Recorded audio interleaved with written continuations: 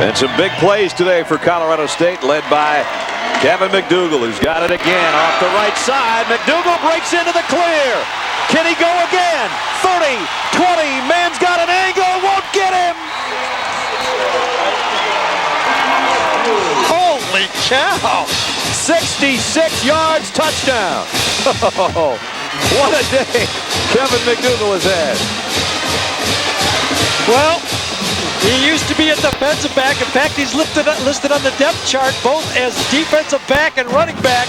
But whoever lined this guy ever as a defensive back might lose his job because he's never going to go there again. Not only does he run, he runs fast. Jamel Woods, their corner, about a 180-pound guy, couldn't catch him. As McDougal, with a good history at Colorado State, runs for another one. Well, his brother was a punter and place kicker for 3 years. His dad, Bob, played at Colorado State. I don't know if either one of them ever had a day like Kevin's had today. Woo. Holy smokes, 255 and 3 touchdowns. And a penalty marker down on the extra point. So 66 yards. Kevin McDougal. Kevin McDougal. Look at that happy guy. Illegal formation. Illegal formation, kicking team. That's a 5-yard penalty. Retry. They're going to have to bring everybody out again. On the line of scrimmage. Well, when things are going well, once in a while, just little things like that pop up. Hey, Dino. Yeah. You know, when you talk about which system works, the quiet system in practice the day before, or the loose system, you know which system works? The team that wins. Yeah, the one that has the most points.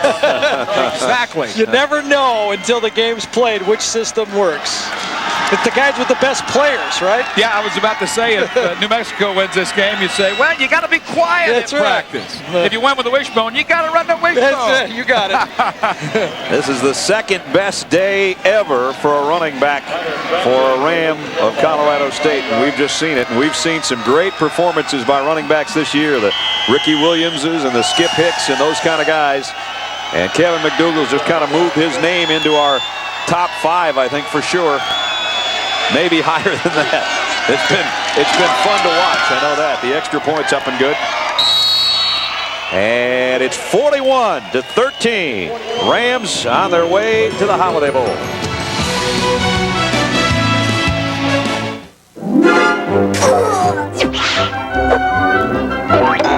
Hey, guys.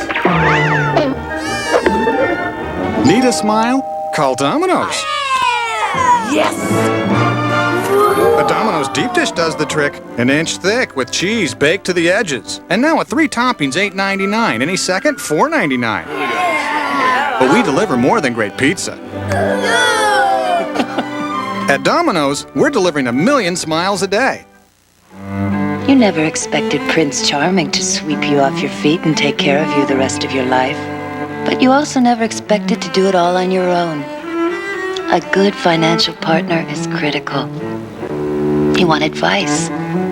You want ideas. So in the end, you can be in control of your own destiny. Damsel in distress? I don't think so. Smith Barney, they make money the old-fashioned way. They earn it. To you, it looks like this. To a car thief, it looks like this. And to our Ford Motor Company engineers, it looks like one of the most powerful anti-theft devices ever. Only this key sends an electronic code to the engine before it will ever start. So it looks like your new Taurus will be just where you parked it. Ford. Quality is job one. Well, the WAC championship game in hand. Colorado State's going to go on to the victory. We will, of course, keep you up to date on this one, but we want to get you out to the Big 12 championship game, Nebraska and Texas A&M. It's coming up in 37 seconds. You're watching ABC. Today, a roof must give you value. It must keep you dry, yet be easy to repair, energy efficient, and offer protection from wind and fire. The roof of today is Duralast. The Duralast roofing system is tough. It's expertly installed with no messy disruptions. And Duralast backs it with a 15-year warranty. Duralast, it's the world's best roof. Interstate Structures of Kearney installs Duralast, the world's best roof. Call Mike for a free quote.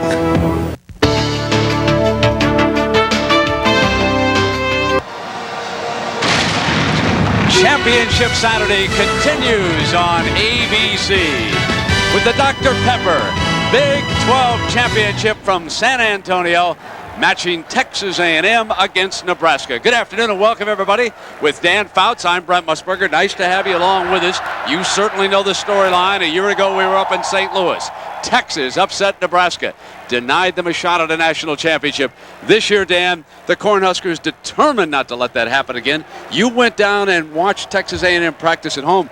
Do they have the firepower to stay with the Huskers? Well, I know one thing. They're relaxed. They're very confident. They feel they have nothing to lose in this game and everything to gain. Their offense, led by Tiki Hardeman, Sir Parker, and Dante Hall, 2,000 yards rushing among them. But the key in this one, the passing of Brandon Stewart. Only 2 interceptions on the year, and the Nebraska secondary is their weakness. And we expect to see that great option attack of Nebraska offensively. Well, I think they're going to try and run the ball right at this undersized Aggie defense. They feel that their power with Ahman Green behind Joel Makovicka is going to be the key for Nebraska. There's an issue with Jason Peter, the great defensive tackle for Nebraska. He's going to try it despite a bad back. Jackaroo, what have you heard from the trainers about Jason? Well, Brent, as you alluded to, Jason Peter is playing hurt. He didn't practice all week, and in fact, he didn't even engage in the walkthrough yesterday. I talked to the trainer before the start of the game, and they said they are going to try and manage his back spasm and the sprain that he has. They feel it's a fairly serious problem, and they'll have to continue to stretch him and see just how far he can go.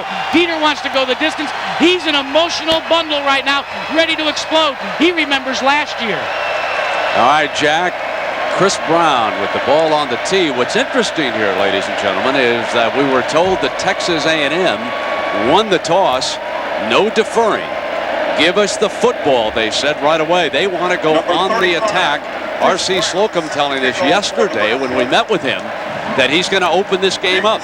He thinks to be successful against Nebraska, you've got to pass the ball so that his running backs get some daylight. He said if you let them sit tight around the line of scrimmage, you cannot move the ball on this defense. We've got to go for big plays. And throw the ball in unpredictable situations. And Tom Osborne thinks that he's really concerned about the confidence level of his young secondary in the 2 games that they've struggled against Missouri and Colorado. The secondary has been the big reason, giving up too many big plays in the passing game. 25 years, the headman at Nebraska, and the Cornhuskers ready with many of their faithful here. San Antonio, Texas, the second Big 12 championship.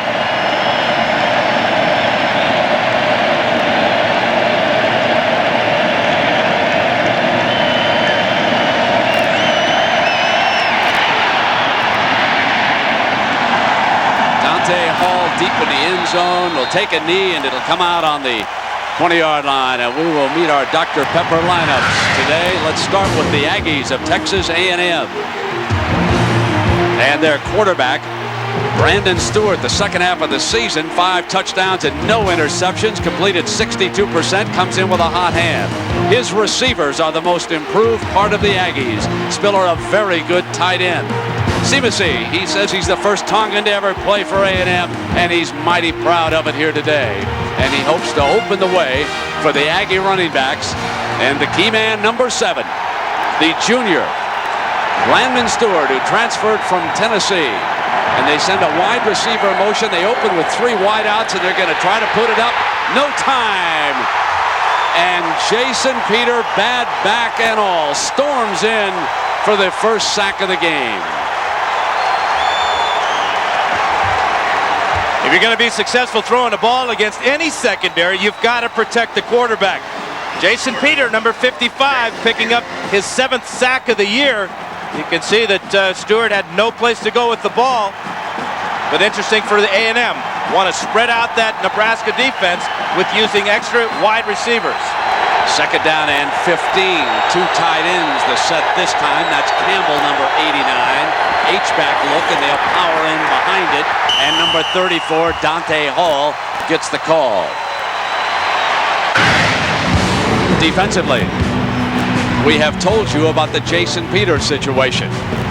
Jason Wiltz right next to him, an underrated defensive lineman. Grant Wistrom, another All-American season. Jay Foreman, the son of a former NFL running great Chuck Foreman. And Eric Warfield at free safety, number 3, must step it up today if Stewart starts to air it out. Now it is 3rd down and 12 to go, and Stewart rolls hard to the right, fires high, incomplete. 3 and out for the Aggies. Warfield coverage on the far side. And also true freshman Erwin Sweeney, one of those guys that has had some confidence problems of late. But even if that pass were completed by Stewart, he was still 3 yards short of the first down thanks to that first down sack by Jason Peter. Shane Leckler, one of the best in the country, and Bobby Newcomb, the exciting freshman from Albuquerque, New Mexico, back deep for the Cornhuskers. The side, one of the weakest punts we've seen from Leckler. In practice, he was hitting them about 60, 70 yards. And it bounces out of bounds at the 45-yard line. 33 yards on the punt. Well, we welcome the rest of you to the Dr. Pepper Big 12 Championship. I'm Brent Musburger with Dan Fouts and Jack Arute. You missed one series of 3 and out for Texas A&M. And now Nebraska with Scott Frost at the controls. Their first series of the game. Great field position, too, for Nebraska, but that's their norm. Makovica and Green, the option look, and Frost. Late pitch to Ahman Green, who steps out of bounds. And we take a look at our Dr. Pepper Nebraska offense today. Frost, the quarterback. Ahman Green has rushed for 19 touchdowns. And, of course, he's got an excellent blocking core of receivers. The one thing about Nebraska receivers, they will block downfield. And there is Aaron Taylor, All-American center a year ago and an All-American guard this season. Bobby Newcomb on the field as a wide receiver. The option in that direction, and Frost again pitches out to Green, and he pounds to the 46-yard line. Warwick Holdman of this A&M defense made the stop. This is an undersized defensive line. Brad Crowley going to have to play very big today. The linebackers, Dat Nguyen, 3 straight years leading the Aggies in tackles. And Shun Horn coming off a monster game, 13 tackles against the Horns a week ago. 3rd down and 1. The toss to Green. Looks for the hole. He's hit, but I believe he reached out for the first down. The spot will determine it. Crowley makes the stop for the Aggies. You know, Brent, I think he's going to come up about 6 inches short. In fact, the officials are already giving the 4th down signal. Here it comes at us, and Crowley, number 45, gets penetration there on Makovica, dives and makes a fantastic tackle on Ahman Green. And they are going to go. Tom Osborne did not hesitate. The ball at the Aggies, just shy of the Aggies' 45-yard line. Carpenter and Jackson will give him a couple of tight ends. They'll ask for the official measurement. They just have so many weapons to use to That's pick a up first that. down. Yeah, it is a first. You bet. The nose of the football was right there. And a great move by Tom Osborne to insist on the measurement. The officials were going to give him a 4th down. Scott Frost, 1,000 yards rushing, 1,000 yards passing. First Nebraska quarterback to ever accomplish that. Eyes the defense. A delay with Green. They pull the left side of the line, and Green to the 44-yard line for a couple of yards. Dat Nguyen. What a sensational career he's enjoying at Texas A&M. He's averaging 10.5 tackles per game in his career, and he does it on hustle. And great speed. He gets up in the hole there. Just follow him, jump over the blocker, and bring down Green. Matt Davison, the freshman, stretched wide to the right. Nebraska runs to the short side, and nothing doing for Green. He's hit by 3 Aggies right at the line of scrimmage. Zarek Rollins, the defensive end out of Houston. Marcus Hurd, the nose man from right here in San Antonio, in on that stop. Boy, when you have 3 guys that are as productive as these guys, this is the reason why Nebraska leads the nation in scoring. They lead the nation in rushing and in total offense. 3rd down and 8. 4 wideouts and a shotgun look here for Frost.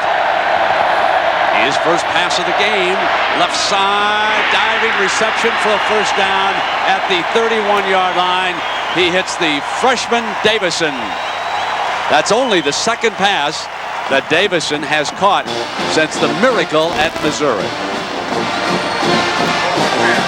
Scott Frost showing real good discipline in the pocket here.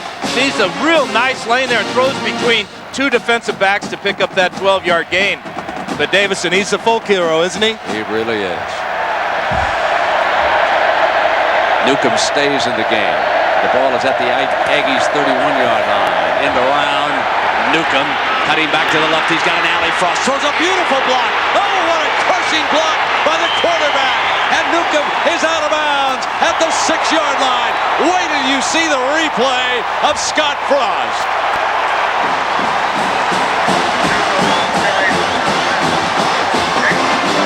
And the first thing, though, is this an illegal block on number 51, Philip Myers, right here by Makovica, right in the back.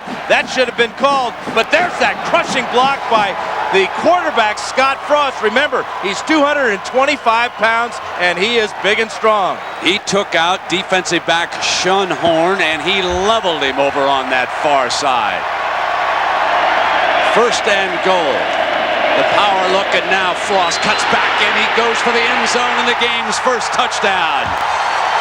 Frost is determined to demonstrate that he's not a 3rd-string all-conference quarterback. He's much better than that.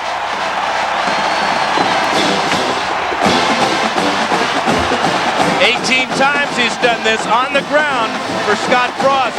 The fake to Leggett with Makovica out in front. The Aggies go flying out for the pitch man, and this is what makes Frost so dangerous. He can pull tacklers on his way. Brown pounds the extra point perfectly. First series of the game for Tom Osborne, and they send up the red warning flags. This is not Texas all over again. We are determined to get a shot at a title this year. We'll be right back. We come here on a glorious quest, a search for that which can be found nowhere else. Where, in the trenches where mighty men clash, amidst the echoes of glories past, high atop Olympus? No, this is our quest. This is what football is all about. Now all I gotta do is find that nacho guy. Hey, Max. Why just sit around when you could have fun in the new Ford CX-2? Nowhere to run to, baby. Nowhere to hide. Everywhere I go, your face I see. Every step I take, you take with me. Nowhere to run to, baby. Nowhere to hide. The new Ford CX-2. Grab life by the wheel. Max? Nowhere to hide. Trailers for sale or rent, rooms to let 50 cents. I'm a man of means, by no means king of the road. 2 hours of pushing broom buys an 8, 12, 4-bedroom. I'm a man of means, by no means king of the road. Heisman hopeful Peyton Manning and Tennessee tackle the Auburn Tigers in the SEC Championship presented by Dr. Pepper. Next.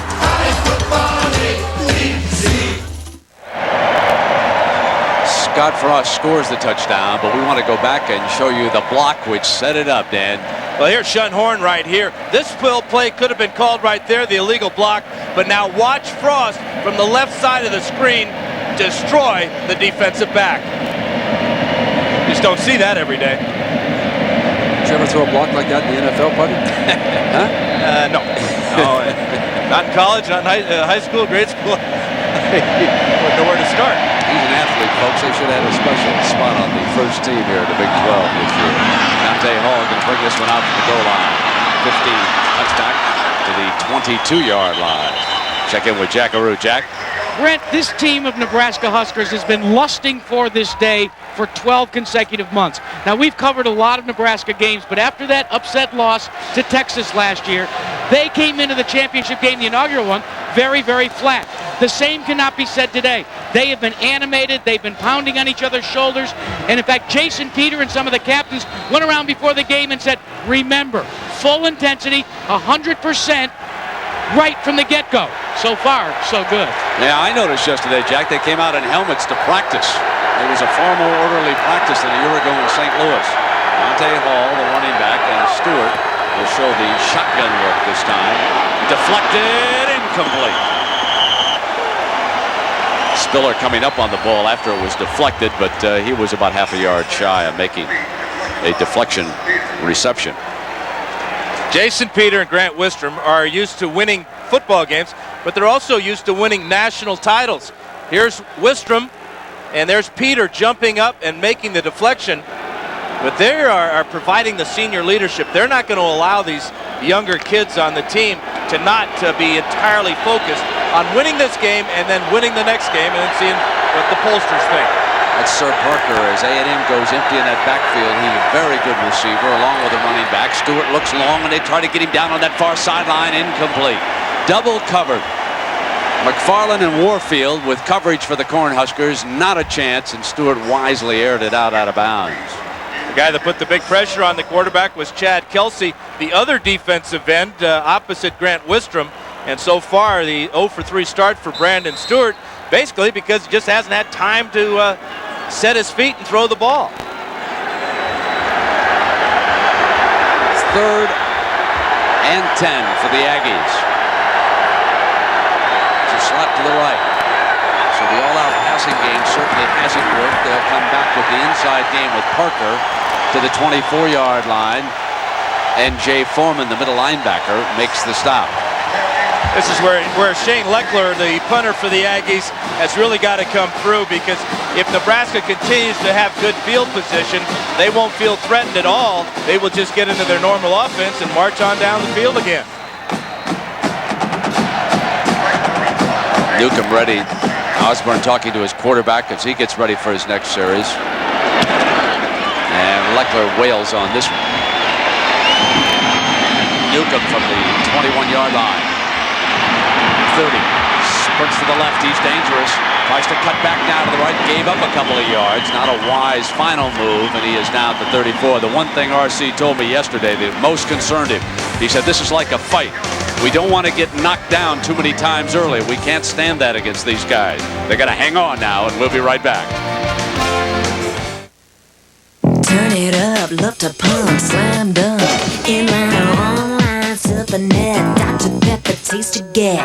Blue jean, fly machine, football hurdle, space shuttle. Free to vote, yeah. Now is the time. Now is the time. This is the place. Dr. Pepper. This is the taste. Dr. Pepper. Now is the time. Got a big man on your holiday list? One who needs to travel great distances with confidence? Well, Napa has everything you need, including this rugged 10-piece screwdriver set with free multifunction pocket tool, only $11.99. And speaking of traveling, who needs Rudolph when you can light things up with this portable halogen spotlight with 12-volt cigarette lighter plug, just $14.99. Only at the Ho Ho Holiday Sale, going on now at Napa.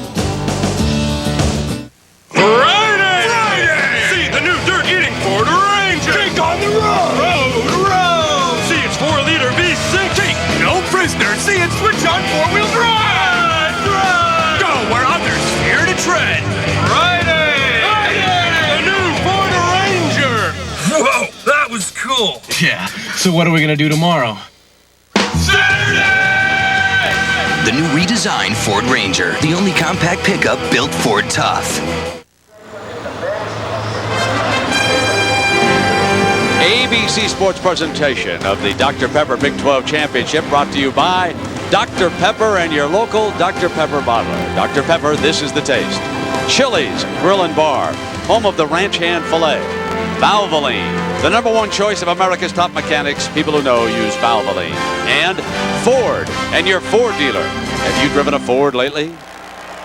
San Antonio, great setting for this Dr. Pepper Big 12 Championship. Next spring, of course, they will host the NCAA's Final Four down here. This will be a great city for the Final Four. 1st and 10 for the Huskers, up by a touchdown. Frost brings the option to the wide side, puts it into Green's hands, and Green with an alley out to the 49-yard line. And Nebraska just using sheer muscle right now. Sean Horn makes the tackle. See Scott Frost come down the line of scrimmage and not even look where Ahman Green was. Just very patiently flicked the ball out there. They've done it so many times in game conditions, but also in practice. Great relationship that they keep in the backfield allows Frost to pitch the ball blind. The two freshmen, Newcomb and Davison, on the field as wideouts for the Huskers. 1st down, just shy of the 50-yard line.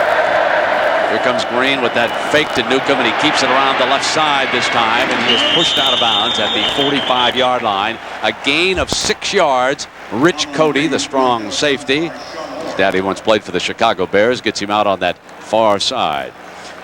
Well, that's how dangerous Newcomb is. You've got to account for him on the field. They have used the end around, and they have faked it.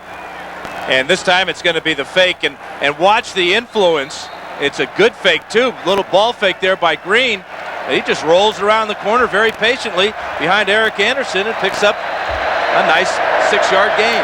2nd and 4 for the Huskers as a result. Ahman Green slashes through to the 40 for a 1st down. And a reminder, more action being brought your way by Dr. Pepper. Tonight it is the SEC Championship game presented by the Good Bottler, Tennessee and Auburn. Dan, do you have any feeling about Tennessee and Auburn tonight in Atlanta? Well, I think that this is really going to be the showcase game for Peyton Manning if he is going to have one. This is a good time for it because there are a lot of people that are doubting he is the Heisman Trophy candidate. This may wind up being a showcase afternoon for the Cornhuskers, and Frost is going to pull it back out off the option. Go down sideline. Newcomb got it. 15-yard line. Out of bounds. 1st down again. What a career Newcomb, who's only a freshman, has in front of him at Lincoln. A 26-yard gain on a reception. What do you do with this young man? Remember, ladies and gentlemen, he is an outstanding quarterback prospect. But he can do more than just play quarterback. We've seen him on the reverse when he gained 25 yards. We've seen him on punt returns, but this is what he does best. Wide receiver, only 7 catches on the year. Seen Nebraska several times this year, but I have never seen them any more focused than they are right now. Stepping back on the inside with Joel Makovica for a yard. Jackaroot. Well, Brent, one of the reasons why Newcomb is playing is all the coaches realized early on that this young freshman was truly a great athlete. They said that kind of athleticism has to get out on the field. Scott Frost is our quarterback. So they converted him over. He still takes a few snaps now and again as a quarterback, and he says come spring, I want a chance to play quarterback. Tom Osborne's a little non-committal. He says, well, I'll make that decision come spring. You know, one thing, Jack and Brent, is that we've seen him on one reverse. We've seen him fake the reverse. Watch for him to throw a pass on a reverse. 2nd and 9 from the shotgun. Inside shovel pass to Ahman Green, who's inside the 10-yard line. Down at about the 8-yard line. That'll leave them with 3rd and short. Crowley, the defender for the Aggies. This is that inverted shovel pass or option, however you want to call it. The key man right here is John Zadiska. Watch as he leads Green up the hole with the block on the linebacker, and another big positive gain for the Cornhuskers. 3rd and 3. Line up with Makovica in front of Ahman Green. Ahman running so smoothly. Makovica straight ahead, and Ahman Green and Frost working to the right side, and Frost is down at the 10-yard line. Holdman makes fine defensive play for the Aggies that time. Couldn't have come at a better time, too, because that will force the field goal, and that's got to be a moral victory for the Aggies right now. Good penetration by the Aggies. They really bottled up the quarterback here. This was a run all the way by Frost, and great defense by the Aggies. Chris Brown enjoying another banner season. He's 14 of 17 kicking field goals, along with 46. That came last week up in Boulder against Colorado. So he nails number 15 of the season. He's 15 of 18 on the 27-yarder to make it 10-0. The Dr. Pepper Big 12 Championship being led by Nebraska. And a reminder of what's coming up prime time Monday evening. Hugh Downs will take you on a special trip at 8 Eastern. Tales from the Tomb, the Lost Sons of the Pharaoh. And that precedes the Panthers and the Cowboys on ABC's Monday Night Football. Believe it or not, as much as they're struggling, the boys are still in pursuit of a playoff spot. I guess, Dan, no one wants to win the NFC East this year, huh, Putney? Well, I know the Redskins are going to be in tough, losing Terry Allen and their quarterback, Gus Frerotte. It's good to see that Frerotte recovered, though, from banging his head against the wall, only to break his hip the next week against Dick Vermeil's team, huh? Yeah, that was tough. He was being chased down from behind, and unfortunately they lose him because of that injury. My buddy Dick Vermeil, of course, he was broadcasting this game a year ago when John Mackovic made. What a difference a year makes. Here's Vermeil coaching the Rams, and Mackovic has been ousted at Texas and replaced by Mac Brown. Isn't it amazing what can happen in 12 months? So I guess Dan Fouts and Mac Brown made out pretty good, huh? Dante Hall, let this go down. He'll take a knee. It'll come out on the 20-yard line, and we ship it to New York and John Saunders. John? Brent, time for the Burger King update. Quite a game in the WAC championship game. Kevin McDougal was outstanding. Takes the pitch here. They're actually just trying to run out the clock at this point. He takes off 66 yards for the touchdown. Had 255 yards on the day to go with 3 touchdowns as Colorado State heads to the Holiday Bowl, a 41-13 winner. Brent. John, what a job Sonny Lubick has done with Colorado State. Sir Parker, the running back here for Texas A&M. Maybe they'll go back and try the muscle game. Here's Parker cut off. Nothing doing this time. That aggressive black shirt attack. Mike Brown, the Rover, number 21 out of Scottsdale, Arizona, all over the running back. Talk about a bad start for your offense. They've run 7 plays now for the Aggies, and they have lost 2 yards in those 7 plays. Gives you an idea. They face now 2nd down and 12. Coach McBride, the defensive coordinator, the longtime defensive coordinator, stability on the Nebraska staff. One of the reasons why they succeed. And Stewart with a fake goes downfield, incomplete. And again, Warfield had the man extremely well covered at the sideline. There was no daylight there for Stewart. Jackaroo. Well, Brent, after the Aggie defense came off, R.C. Slocum was the first to meet them. He went to the corners, and specifically Horn and Webster, and discussed with them some of their coverage on the offense against this potent Nebraska team.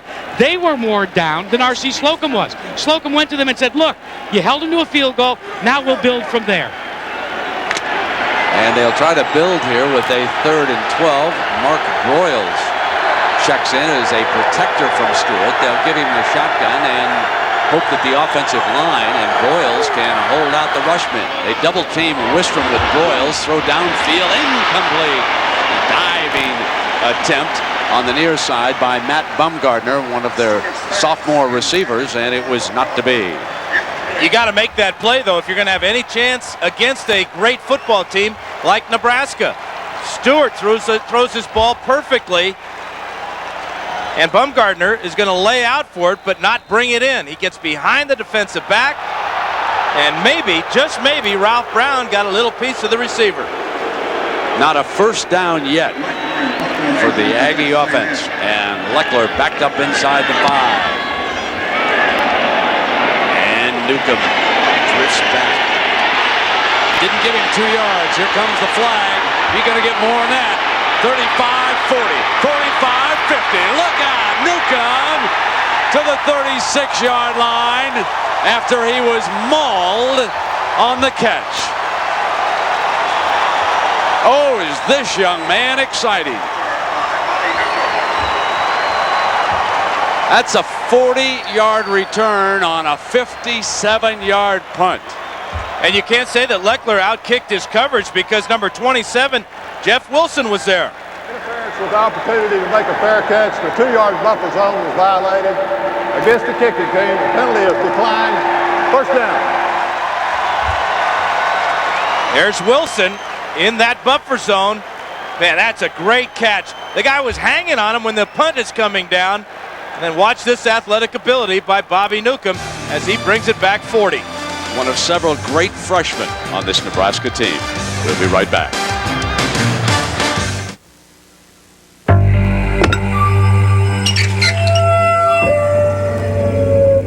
At Ford Motor Company, we're experimenting with a backing up warning system, which sounds a signal to help you avoid hitting what you can't even see.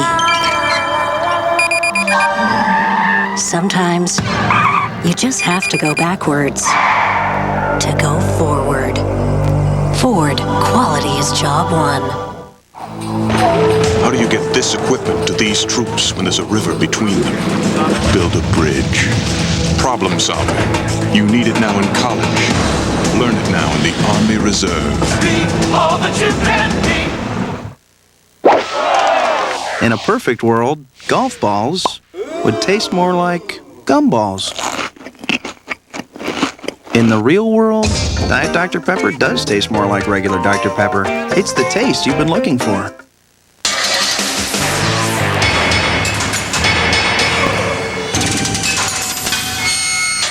Husky, the toughest name in tools.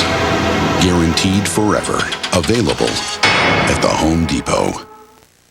Just hold this and you know you're going to get a close shave. Remington introduces the new shape in shaving. The angle to the face, just right. Can't believe I'm in love with an electric, but look at this shave. Remington's new dual microscreen, built to shave incredibly close. And they guarantee it. You are looking live at downtown San Antonio, Texas, site of this year's Dr. Pepper Big 12 Championship. And Jack Root, a lot of ways to follow the action here today. Boy, Brent, you're looking live. Well, you can get live with ABC's College Football Online. They're live from all of today's championship games. The key word on America Online is ABC Sports. And you know what? You can talk to ace sideline announcer Jack Root at halftime. Wait a minute, that's me. Well, there's a young man you can track on the computer. Bobby Newcomb, Albuquerque, New Mexico. He was born in Sierra Leone, Africa. The option. Here comes Frost. He's going to keep it. Big gain. 20, 15, cut left. Down at the 10-yard line from behind. Jason Webster perhaps saved a touchdown after a 26-yard run by Scott Frost. You know, the one thing the Aggies have done well all year is they prevented big plays by the opposing offense. Great blocking everywhere. Lake on the outside, Makovic on the inside, and Frost running like a halfback. Another big one of those chunk plays for Nebraska.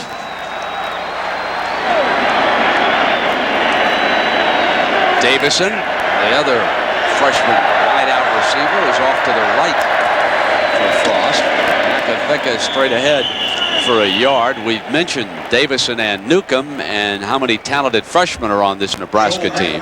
This is as good a collection of freshmen as we've seen. Each of these youngsters have contributed in some way, Dan, to the success this year of the Cornhuskers. It's amazing. Even on special teams, young man like Vanden Bosch down there, and he'll be a starter in that defensive line someday. And one thing Tom Osborne says, you know, people think we have a seniority system here at Nebraska, that you earn your way. We play the best athletes, and that graphic is testimony to that. He has some of the finest athletes in the country. Second down and 9, and now here's Frost. Here's that pitch. Green tries to square up and get downfield, north and south, and nothing doing that time. Good defense. Yeah, it's good defense. 2 plays in a row now for the Aggies. And remember the last time Nebraska was down here, they come up with that big stop on 3rd down that forced the field goal. So they are playing good defense, but it's kind of late in the drive. Good job by Cody, though, making Frost pitch. And then Webster there is in there for the tackle on Ahman Green.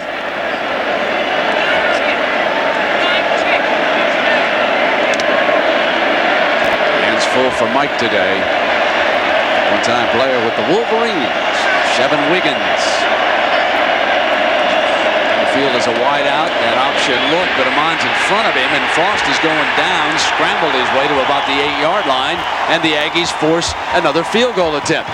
So the Aggie defense has to hope that the offense comes alive, because what this team needs, some first downs just to keep the ball away from the Nebraska offense. That was Bradley making the play from his linebacking spot for the coach. And Mike Hankiewicz said that their schedule has prepared them for this option. I'm not sure it's prepared them for the athletes that are running this option, but they're certainly doing well in the red zone. 26-yard field goal attempt. Ted Retzlaff, the holder, and Chris pulls this one through. 2 field goals, 1 touchdown. They've scored each time they've handled the ball, but the little nod of the head there would indicate that Coach Osborne is wishing for touchdowns and not field goals. You all know how that can go in a football game.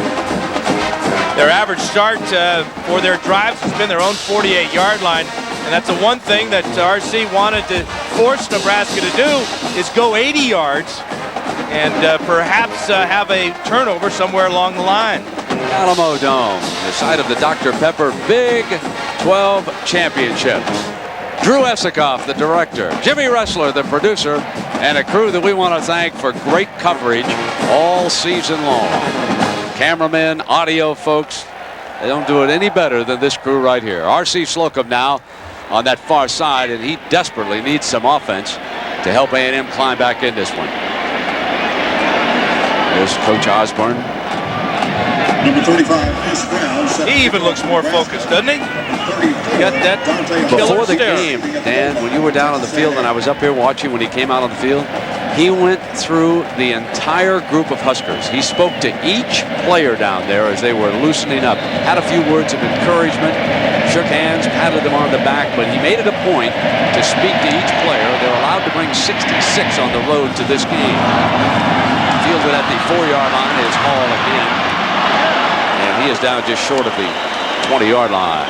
Well, we'll watch that black shirt defense going to work again against Brandon Stewart. And this A&M offense needs to jump to life here. He's a young man whose confidence has improved, but he'll be a little bit shaky if he doesn't get that first completion pretty soon. And it's up to the offensive coordinator, Steve Marshall, to give him something that will build that confidence. Just a short pass, maybe just a swing pass, anything to get that goose egg off the board. Yeah, he's got. Aggies break the huddle. 4 down linemen. Dante Hall, the running back. The Huskers show blitz on the outside. Good block. Warfield comes up. Warfield is playing more aggressively than I've seen him at any time this season. I know that pleases Charlie McBride, the defensive coordinator for the Huskers, because he was a little concerned with Warfield being a senior. He should be the vocal leader out there. Today, I think Warfield is leading with his actions. Not pleased with what happened late against Colorado. Now, that did not help Texas A&M either in this game, did it? No, that certainly got the Cornhuskers focused in a big hurry. But the Buffalo's back in that one. 2nd and 9. Foreman blitzing, picked up, and then they come late, and it's picked off. Pressure on the quarterback, interception at the 16-yard line as Ralph Brown, the cornerback, the sophomore from Hacienda Heights, California, gives the Huskers another scoring opportunity. And this is against a quarterback that's only thrown 2 all year. 126 straight attempts without an interception. But Brown just right in the middle of the field there, reading the pattern, picked him off easily.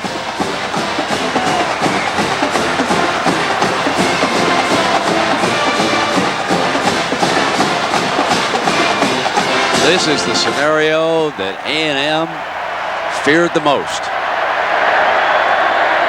Now it's 1st down and 10. Nebraska up by 13 points. Still in the first quarter. Ahman Green stopped. And the run defense for the Aggies here has been outstanding. That's Dat Nguyen. He's the young man who has led this team in tackles for 3 straight years. His family, of course, I'm sure many of you are aware of that story, immigrating over here from Vietnam. They got out before the fall of Saigon.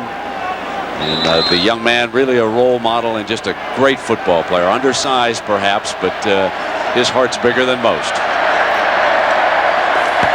Now Frost, play fake. Dropped. For Sean Jackson, out of Omaha, the tight end, wide open, all alone. He drops the ball. You know, and Tom Osborne draws up all these plays, and all he can ask is that his players execute them. It's good fake, good protection for Frost, good throw by Frost. No catch by Jackson, but you can hardly blame him. He's only caught 4 all year. This is the 12th game of the year. Coach pats him on the back as he comes over to the sideline. 3rd and 12, and it'll be the shotgun look for Frost. It's plenty of time. They're going to swing it out to Green, short of the first down, and it's another field goal opportunity coming up for Nebraska. Sean Horn makes the stop for the Aggies.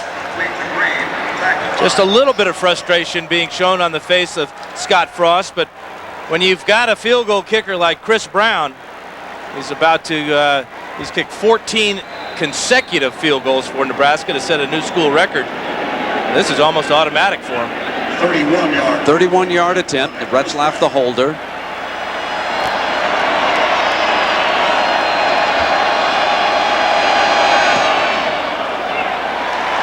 Such smooth form as he puts another one through. Almost automatic for Coach Osborne and the Huskers this year. And that's going to bring us to the end of the first quarter. And our presentation of the Dr. Pepper Big 12 Championship continues after this message and a word from our ABC stations. Nebraska up 16.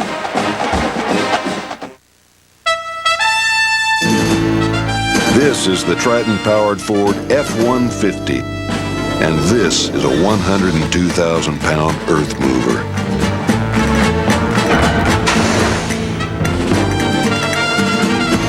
Now that's what we call taking the bulldozer by the horns. Ford F-Series, built Ford tough. Hey, little pumpkin, you are so cute, aren't you? Yes, you are. Yes, you are. Honey, look how cute. Honey, wait a minute. I think he's going to say something. Say hi to Dada. Say hi, Dada. Come on, zoom in. Zoom in. I think he's going to say it. Zoom in. Hey, say hi to Dada. Say hi, Dada. Oh, Daddy, you paid too much for that camcorder. Come to Circuit City. You can't get a lower price. We guarantee it.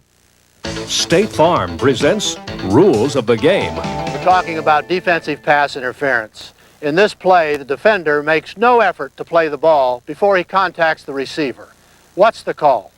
America has always had a love affair with cars. And since 1922, we've been there whenever you've needed us.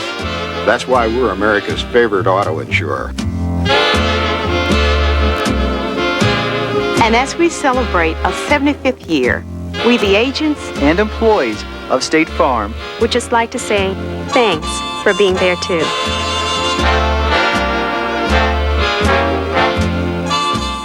We're talking about defensive pass interference. In this play, the defender makes no attempt to play the ball and contacts the receiver. 15-yard penalty. Rules of the Game has been brought to you by State Farm. Like a good neighbor, State Farm is there. You're watching ABC. Listen up. I have been to the edge and back, and I will tell you what I've learned. What I have learned is you don't need outer crust. Introducing the Edge Pizza from Pizza Hut, a new pizza with no outer crust, or the toppings go right to the edge. I have been to the edge and back. Joe and 16 pieces of pure pulchritudinous toppings. Have you been to the edge? Try any of the Edge recipe pizzas and get a second medium for only $6, only at Pizza Hut. You're watching the Nebraska Cornhuskers on NTV. For Scott Frost on the left, it's the lucky 7 coming early. For Brandon Stewart on the right, he's crapping out with the number 7 right now and hoping that something positive happens here in the second quarter as Nebraska dominates Texas A&M and leads our Dr. Pepper's Big 12 Championship 16-0. Brown continuing to bury those kickoffs back in the end zone, and it'll come out now on the 20-yard line. Dan, have you seen anything about Brandon Stewart? Can they do anything? You said throw a high percentage pass. He tried that the last time, and it was intercepted. Well, I tell you one thing, the biggest thing right now for Brandon is to realize, hey, we got 3/4 of this ball game to play. No sweat. We're on our 20-yard line now. Don't worry about things that have already happened, guys. Let's worry about this play and this series. Let's get a first down. Remember, they trailed Oklahoma State by 15 in the fourth quarter and pulled it out. So Tiki Hardeman is in there with Parker. We're going to show the eye and see what happens here with Parker as he slashes on a cutback behind the left side. And you want to see some lopsided numbers, Dan. Here they are. And A&M is just lucky. It's just 16-0. And I guess we are too, because this could get real ugly in a hurry when you look at this. And A&M is a very good offense. Their three rushers have gained over 2,000 yards. Not today, so far. 2nd and 8.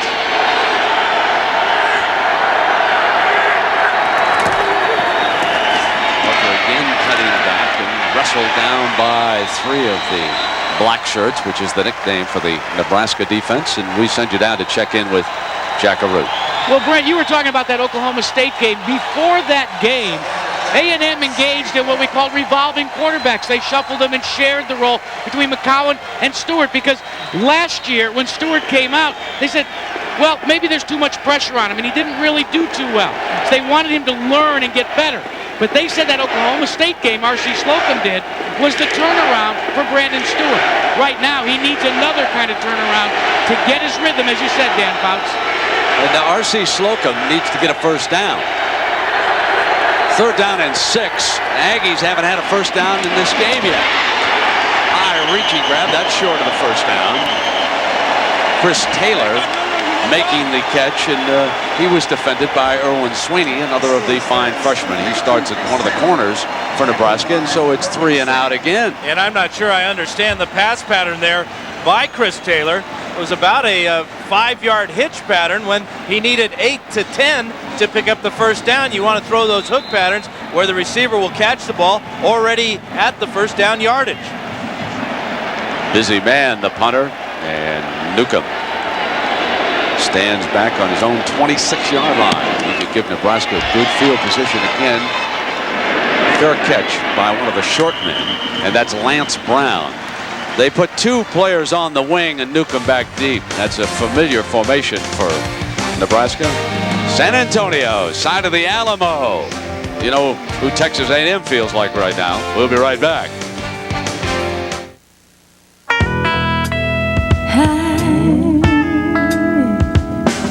The only one who could ever reach me was the son of a preacher man. The only boy who could ever teach me was the son of a preacher man. He was. Oh, yes he was. Now is the time. This is the place. This is the taste. Dr. Pepper. This is the taste. Just when you think you know where the new Dodge is headed, they turn things around on you.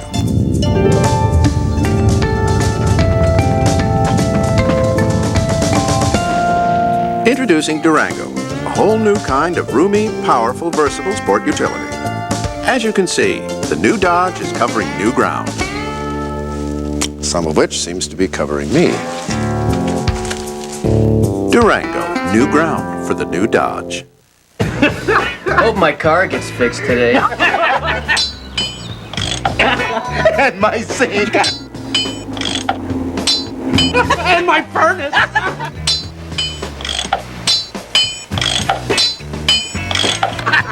And my lawnmower.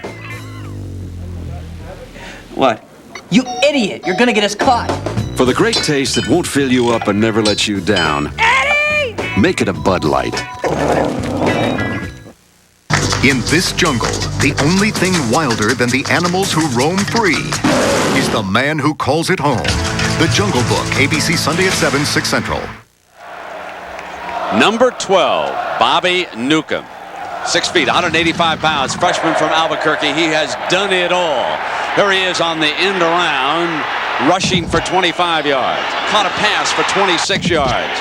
One of his punt returns, shake and bake, and loose for a 40-yard return. All-purpose yards for Newcomb, 106. Taking a look at himself up there. He was, wasn't he? And that big screen up there, and that's good. Yeah, you bet it's good. That's great. What a day he's having also. Scott Frost, the trigger man. Ahman Green, big hole, left side. Flowers to the 42-yard line, and that's a gain of 6 yards on first down before Webster makes the stop. You know, we talk about Ahman Green and Scott Frost and Joel Makovica, but Newcomb, as we've seen, has been the star so far today, and he really is the missing ingredient in this offense, a big play wide receiver that can stretch the defense and make the running game that much more effective. 2nd and 4. Green, he's the I-back. On the toss to the short side, number 30 squares it up and smashes for the first down. Ahman Green, one of the finalists for the Doak Walker Award. Enjoying a very quiet, great season, and watch Datwin look for number 30. And watch the block here by Joel Makovica, and that sends Wynn all the way over on the cartwheel. He's lucky he didn't get hurt seriously on that one. But that's the type of effort that Datwin gives you, play after play. Totally fearless. 1st and 10 for the Huskers. Their own 49-yard line. Up 16, and Frost going to throw it downfield in the middle. Got a man tight end at the 25-yard line. Make it Jeff Lake, the split end. Number 89 for 26 yards on that pass play. And Scott Frost can afford to smile with his offensive lineman, Matt Hoskins, there. This is only Jeff Lake's 4th catch of the year for only 14 yards, but he didn't come to Nebraska to catch passes. He came to block. He's built like a tight end. Yes, he is. 6'4", 220. 1st and 10 from the 25. There's the option. Frost going to keep it. Now a late pitch. Ahman Green's gone. Touchdown. As he reached for the corner. Did he get it? He may have been out at the 1.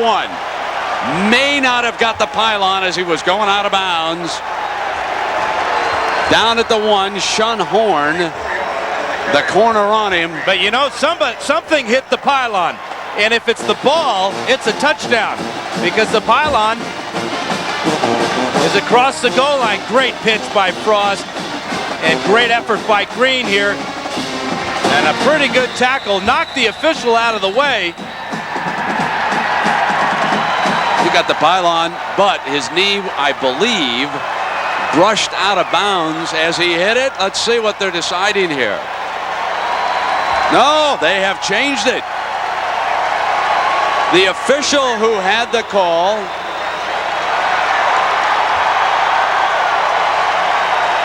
It is a touchdown, Brent.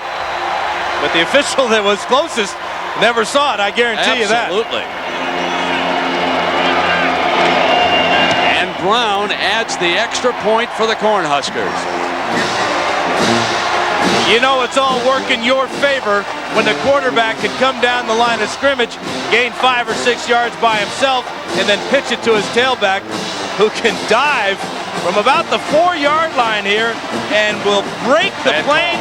Bad call. Basically with the point of the ball, though, Brent. I disagree with you. No, watch the leg. Watch the knee from that other angle. That leg is down out of bounds. That knee is down right there. That is not a touchdown. Oh, well, does anybody think they would have stopped him from the 1? Not me, folks. 23 zip. We'll be right back.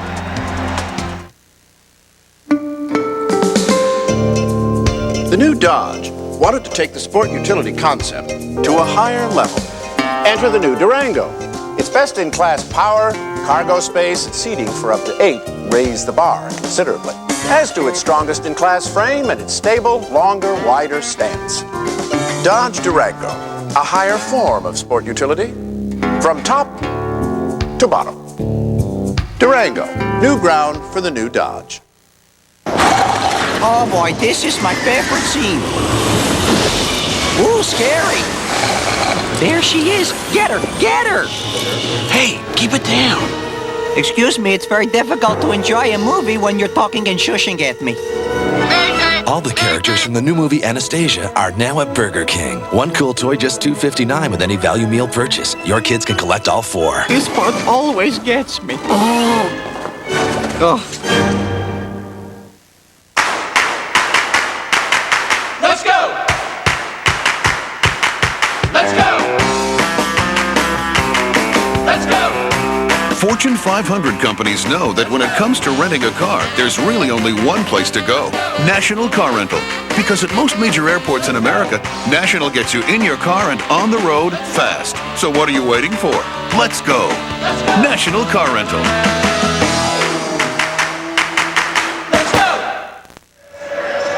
I have never seen a callie this angry. I mean, Reveille is saying, what is going on here, partner? Well, Brent, you are absolutely right, because Ahman Green's knee is clearly out of bounds before that ball breaks the plane. But this official here, he really takes a tumble there. He was wiped out on the play. Dante Hall backed up in the end zone. And short of the 20, down at the 14-yard line. Jackaroo, what was going on with the officials down there on that play, partner? Well, Brent, during that commercial break, I had a chance to ask them what the situation was, and they said, remember that the goal line is like a plate of glass. That pylon creates an out of bounds, but it is part of that plate of glass. When the ball hit that plate of glass, they said it's a touchdown. But they had to check with 2 other officials. 3 officials said, yes, it's a touchdown. That's why it stayed. Well, we've got the advantage of super slow motion, folks, and that is no touchdown. The knee is down out of bounds, but so be it. Here is Sir Parker. Stewart throws into the middle, and a foot race with Derek Spiller, the talented tight end. 35, Warfield with the angle, pushes him out of bounds at the 22-yard line. There is a first down. That's the first of the game, and it took a 63-yard pass play on Stewart's completion to his tight end, and maybe that will lift up the Aggies. And look at the speed for the tight end. Spiller goes about 240. He runs away from Jay Foreman there, but it's the speed of Eric Warfield that's going to force him out of bounds. Well, you talk about a play that a team needs. The question is it too late? A lot of time left, though. Stewart at the line of scrimmage. Still 11 minutes here in the first half. Tiki Hardeman in as the running back along with Parker. Chad Kelsey, number 57, making the stop for Nebraska.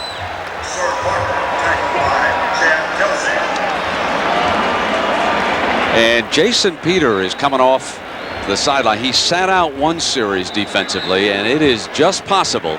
And you look at that expression on his face as he comes to the sideline, and it is possible that the spasms are starting to act up. He did not even suit up for practice yesterday. Second down and 9. And here's the toss. Parker, nifty, elusive runner going no place because number 21, Rover Mike Brown, all over him, and clearly there is a problem with Peter. I asked him what happened, whether it was injury in the Colorado game or what, and he said, Dan, he was in the weight room, and you know they have that chin-up bar, and they had him doing some pull-ups, and he said it came a couple weeks ago, and he stretched something in his back, and it just hasn't felt right ever since. And the amazing thing is, in that Colorado game, the Texas A&M coaches watched that tape and said, he has a bad back. We don't believe it. He was unblockable against the Buffaloes. Steve Warren replaces him in the defensive line. Stewart on a play fake gets no time at all. Completed the pass to the 16-yard line, but he was under enormous pressure that time from Kelsey, the defensive end. Peter not only didn't practice yesterday, Brandon, didn't practice at all during the week. Just some light jogging. Doesn't really look like they're going to need him today, though. This job by Chad Kelsey, he's been in on a number of plays here in the first half. Kyle Bryant like his counterpart in Nebraska, enjoying a good season. This a 32-yard field goal. Trying to put the Aggies on the board here in the Dr. Pepper Big 12 championship game, and he does just that.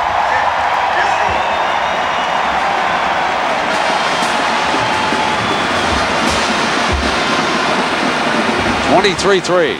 Nebraska with the lead. And tomorrow, the season premiere of Payne Weber College basketball on ABC, Kansas and Maryland. Then at 4 Eastern, stars of the PGA and the LPGA tours team up with the J.C. Penney Classic. There's a long-hitting duo, huh? Laura Davies and John Daly, they'll get it off the tee pretty good. Yeah, I would just have Jason Peter go to the locker room and just start the rehabilitation process right now. They got to think about that bowl game coming up, and they need him to be healthy, regardless of who their opponent is. You have those back spasms. There's nothing but rest is going to make it any better. Great warrior. George Young, the general manager, who apparently is stepping out with the Giants to go into the league office at the end of this season, a keen evaluator of talent, thinks that Peter is going to be one of the first players picked in the upcoming NFL draft. His brother, of course, was picked up by the New York Giants. He's been a backup. Asked Jason how he was doing. He said, Christian, doing fine. Expected a little more playing time. There have been some injuries in the Giants' defensive line. High, short kickoff. Wiggins. 15, 20. Nice return to the 33-yard line. And Peter is indeed going to go on inside here with 8:43 left in the first half. Jack Arute had him walk right past him. So our man is on the scene down there. And Jason appeared to be in pain, didn't he? Yes, Brent, he's in a lot of pain. But one of the things about Jason Peters, he wants to go back out. So the doctors have decided they're going to take him back in the locker room and evaluate the condition. Because as Dan, as you said, they need him for the bowl game.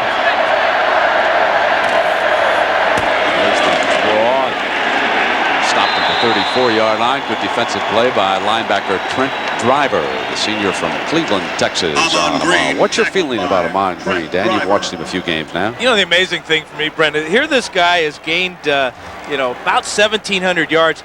He's got 10 consecutive 100-yard games. The only game he didn't get 100 yards in, he got 99 and only played the first half of the Akron game.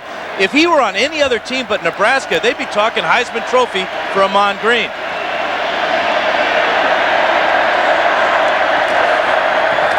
Wide side, late pitch to Ahman Green, pushed out of bounds at the 48-yard line by Rich Cody. Well, there is the young man. His name, Jack Webb. You know, he doesn't look nervous at all to me from Tulsa. There he is, huh? His baby there on the sideline. Lisa, Mama, is right next to him. There's Lisa. My goodness, he got a possible $1 million at stake here on the Dr. Pepper Challenge, and this is a nice day to be at the ballpark, huh? We'll see what he finally chooses. I'd like to see kickers relax, folks. Frost pulls out, fires back, wide open is Brown. Oh, he was all alone in the secondary, out of bounds at the 25-yard line. Schoenhorn, the defender. But you talk about somebody who was wide open. You know, besides running, Scott Frost has been extremely accurate today. That's 27 more yards for the Cornhusker quarterback, who is 6 of 7, and the 7th was dropped. Well, look at the time to throw, Brent. I think you could complete that one. Not so sure. Do you know that Scott Frost has not been sacked in the last 4 games? Easy to be accurate when you don't have that pressure back there. Here's Ahman. He's bottled up at the line of scrimmage. Coming across that time was Stephen Young, the nose man, number 90, just a freshman. Ahman Green tackled by Stephen Young.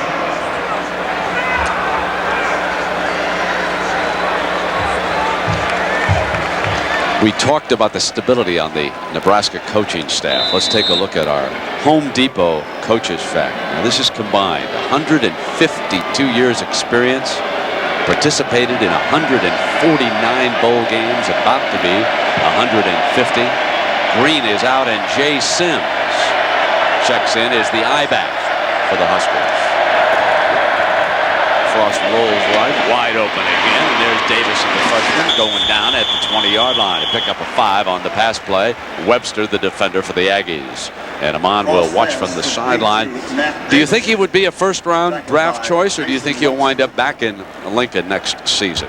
I asked Tom exactly that, and he said the thing that with Ahman is he's having his dad handle all that type of thing, so he can focus on this game and the bowl game. He expects to have a conversation with Ahman after the ball game about his plans for next year. I think Tom wants him to come back, obviously, and I think Tom thinks he needs one more year of seasoning before he goes on to the NFL. His replacement, number 31, had a knee problem. He's wearing a heavy brace underneath. Victor, the fullback, first down and still battling his way. There's your former walk-on inside the 10-yard line. If you're looking for a blocking fullback in the NFL, one of those Rathman type guys, folks, dial up number 45 in Lincoln. What a great fullback he is. But you know, Brent, he's really not like a fullback when you see niftiness like this. Watch after the catch. Makes one guy miss there. Skips inside another, jumps over one guy, and then as a true fullback will, he'll punish that tackler. The gate replaces him. Two fullbacks, power look this time. Sims, the pitch man, got it. So with both fullbacks, Sims carries on the option that time to the 8-yard line, and Rich Cody forced to make the play. Well, if there was ever a time for a turnover, and the Aggies have got a positive 16 in the turnover ratio, they need one now. They cannot afford to let Nebraska go in and score a touchdown here.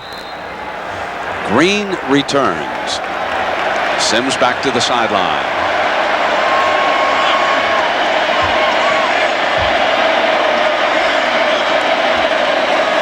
Frost is going to pull it out. Left side wide open, but short of the end zone. That pass was a little bit high that time, and TJ DeBates went up to take it down. Had the pass been thrown a little bit lower, I think he would have made the end zone. I think you're right, Brent. The throw, it does sail because Philip Myers is in there. If he can make that catch without leaving his feet, then Shun Horn will not have any chance of stopping him. Coach Osborne, it is 3rd down and goal. Makavicka is right behind Frost. Green up over the top. Touchdown, Nebraska.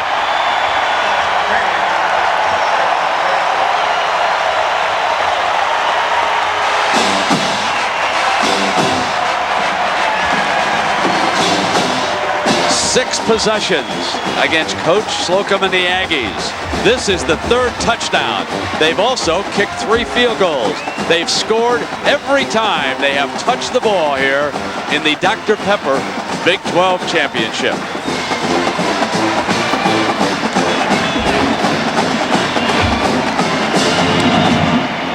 Chris Brown adds the extra point.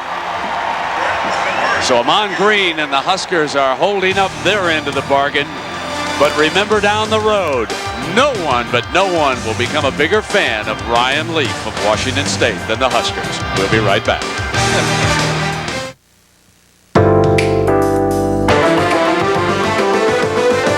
We surprised you with the largest interior in the class, the biggest engine available, a remarkably long wheelbase, and the steering feel of a sports sedan. And then J.D. Power & Associates added one more surprise. They ranked Dakota most appealing compact pickup. Dodge Dakota. It's full of surprises.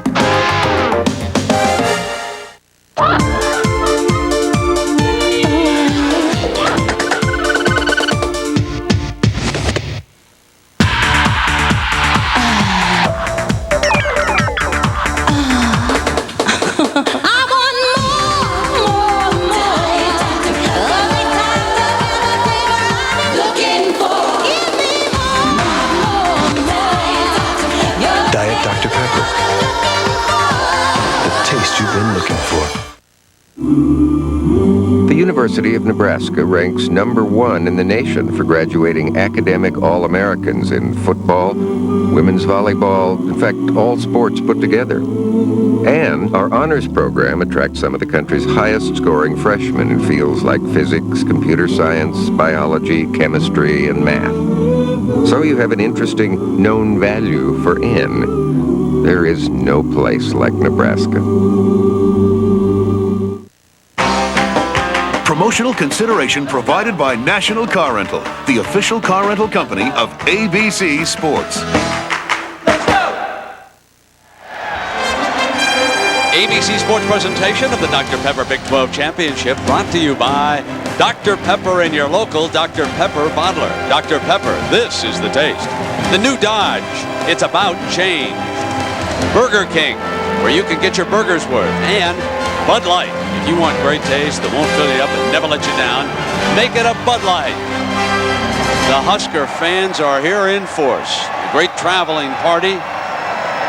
This the Dr. Pepper Big 12 Championship. Then they hope to move on down to the Orange Bowl. Dante Hall will take a knee, and it'll come out on the 20-yard line. Jack, what's coming out of the locker room about Jason Peter?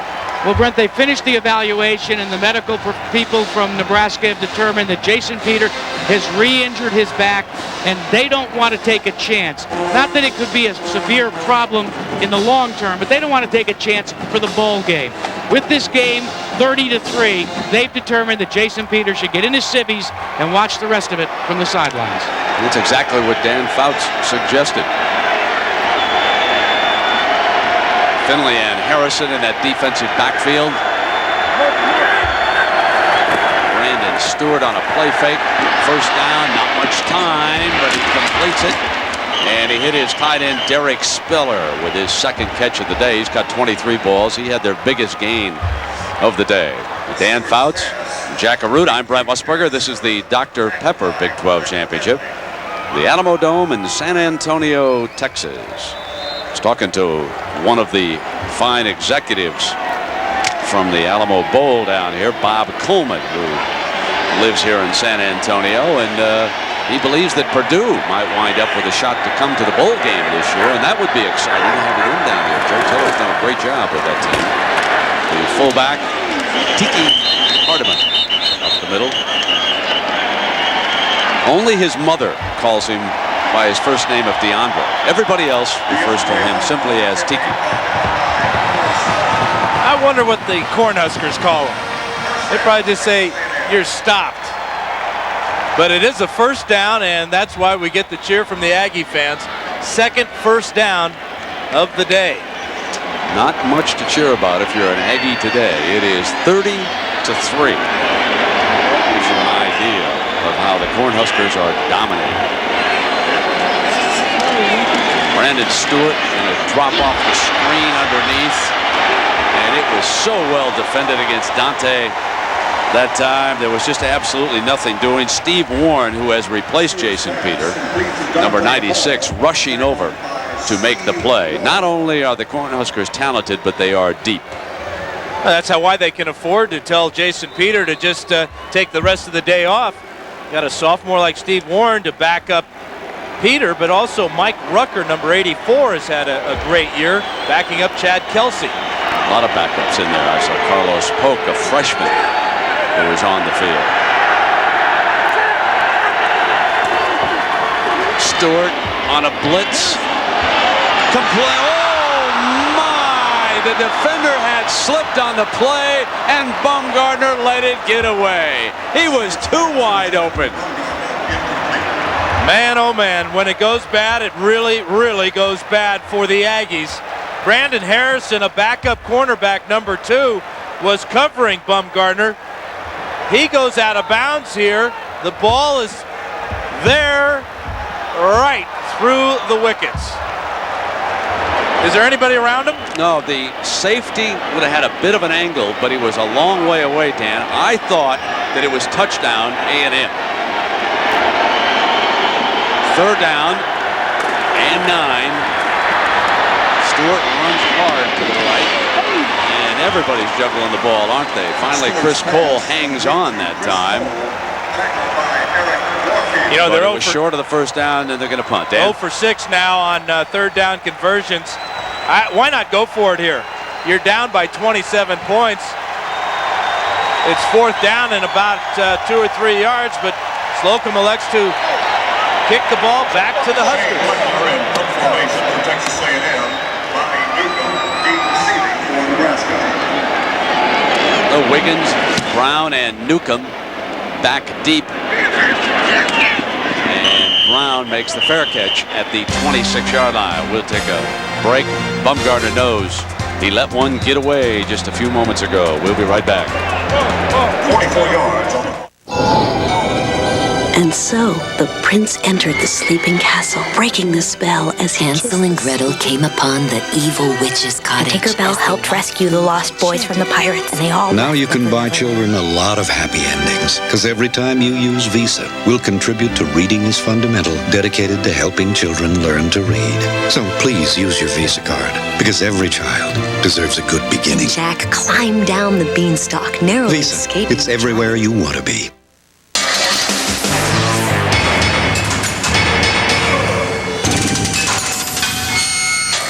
Husky, the toughest name in tools. Guaranteed forever. Available at the Home Depot.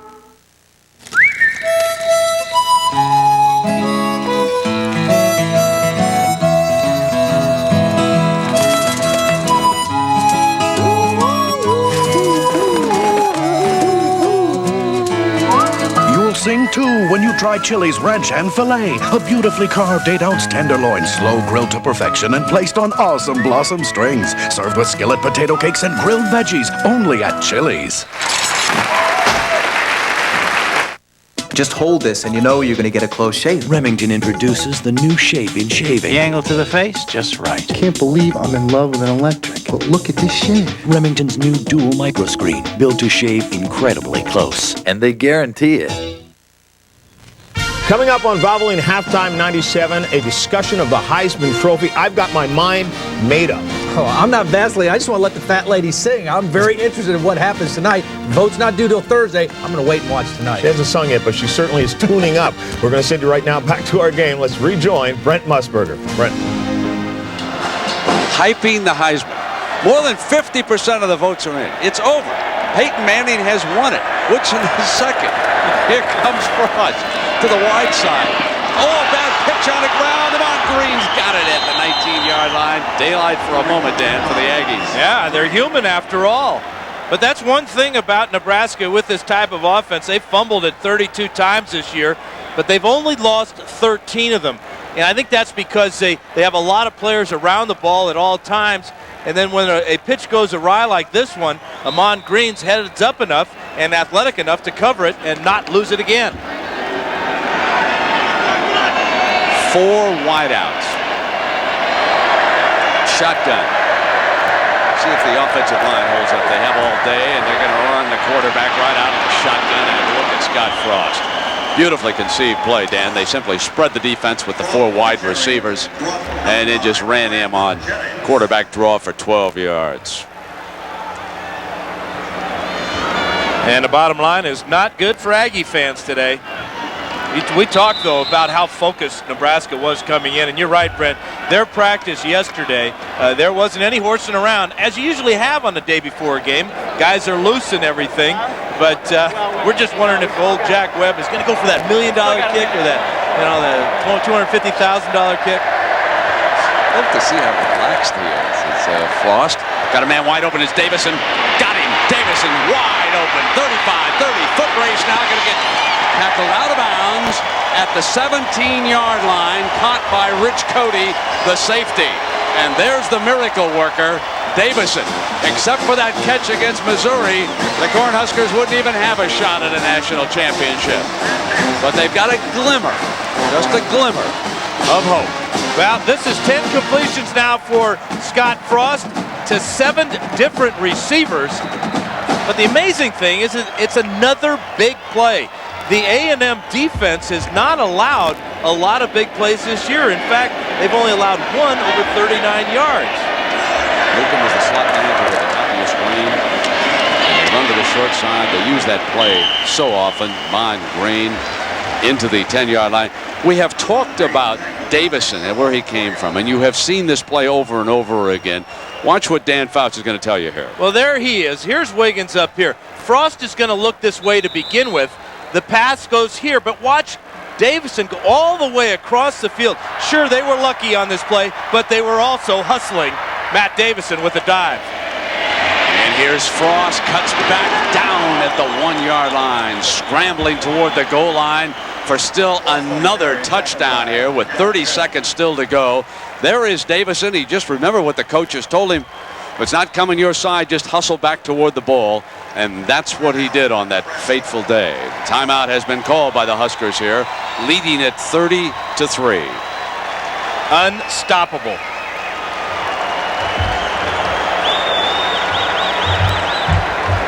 R.C. Slocum certainly knows what you're talking about. He hasn't been able to stop this man today. Let's take a break. Honey, are you sure this is what ABC meant when they said we'd be sharing the night with Drew Carey? Woohoo! Let's spoon! Dharma and Greg and Drew Carey share Wednesdays on ABC. Wait, this doesn't leave much room for Ellen. ABC this Tuesday. You want to kill me, Mr. Egan? You got murder in you? Their biggest case ever No, help me! Oh, God! becomes a 90-minute NYPD Blue event. 9:30, 8:30 Central. Viewer discretion advised. Well, Championship Saturday is fast becoming a blowout Saturday, but there's still one to go. And folks, this one could wind up being a dandy.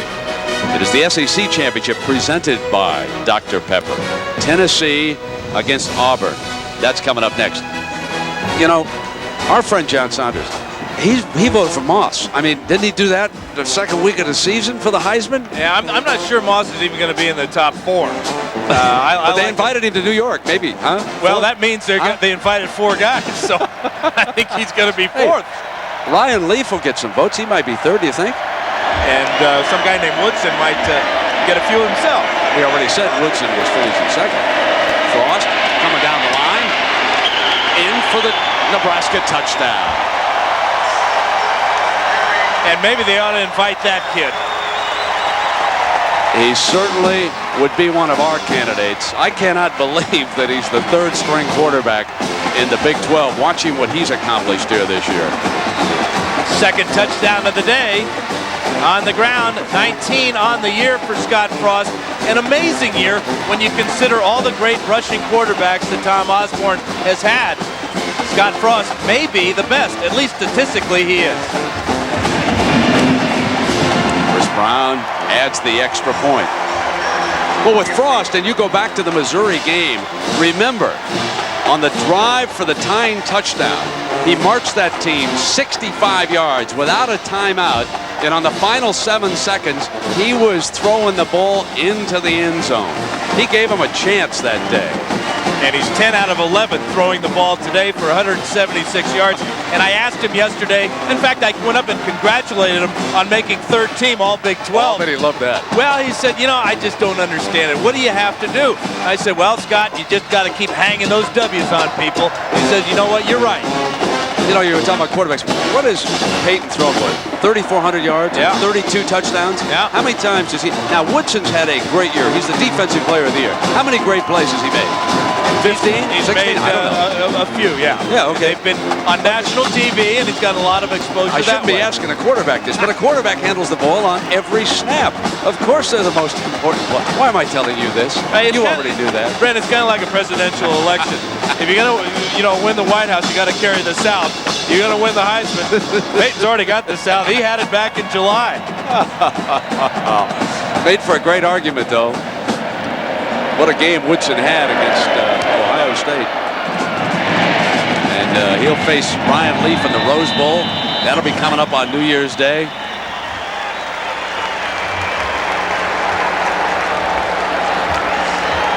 And R.C. just scratching his head. It has been tough going against this man's team. 25 years, fastest man ever to 250 wins, and it has been really agonizing today for the Aggies.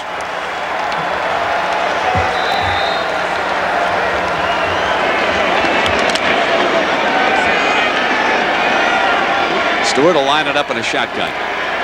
Final 30 seconds.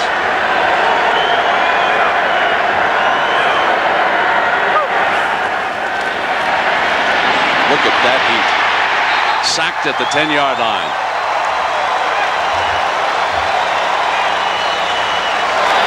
Almost time. You'll have to make a decision on how far he's going to try it. How much money? Jack, what a great name.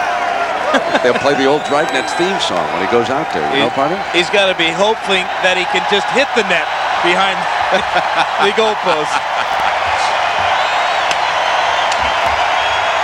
The Dr. Pepper Big 12 Championship. A rout so far. 37-3, Nebraska. John Saunders and Todd Blackledge are coming up. So let's send you to the big fella now. John, take it away. All right, Brent, thanks a lot. And Brent all over Peyton Manning for the Heisman. He said, I picked Randy Moss a few months ago. I did not pick Randy Moss, but my pick is in. You see things a little different. Well, I just think it's still wide open. I think it's still a race. This game tonight is a big game. But you know what? Scott Frost in the first half, maybe we can write him in as the 5th guy to get invited to New York. Yeah, hard to believe he's not even considered. Stick around. There's more coming up on Valvoline Halftime 97. We come here on a glorious quest. A search for that which can be found nowhere else. Where? In the trenches where mighty men clash? Amidst the echoes of glories past? High atop Olympus? No! This is our quest. This is what football is all about. Now all I gotta do is find that nacho guy. They give us heroes, they give us hope, they let us laugh and cry, and fall in love. Movies touch us as few things can.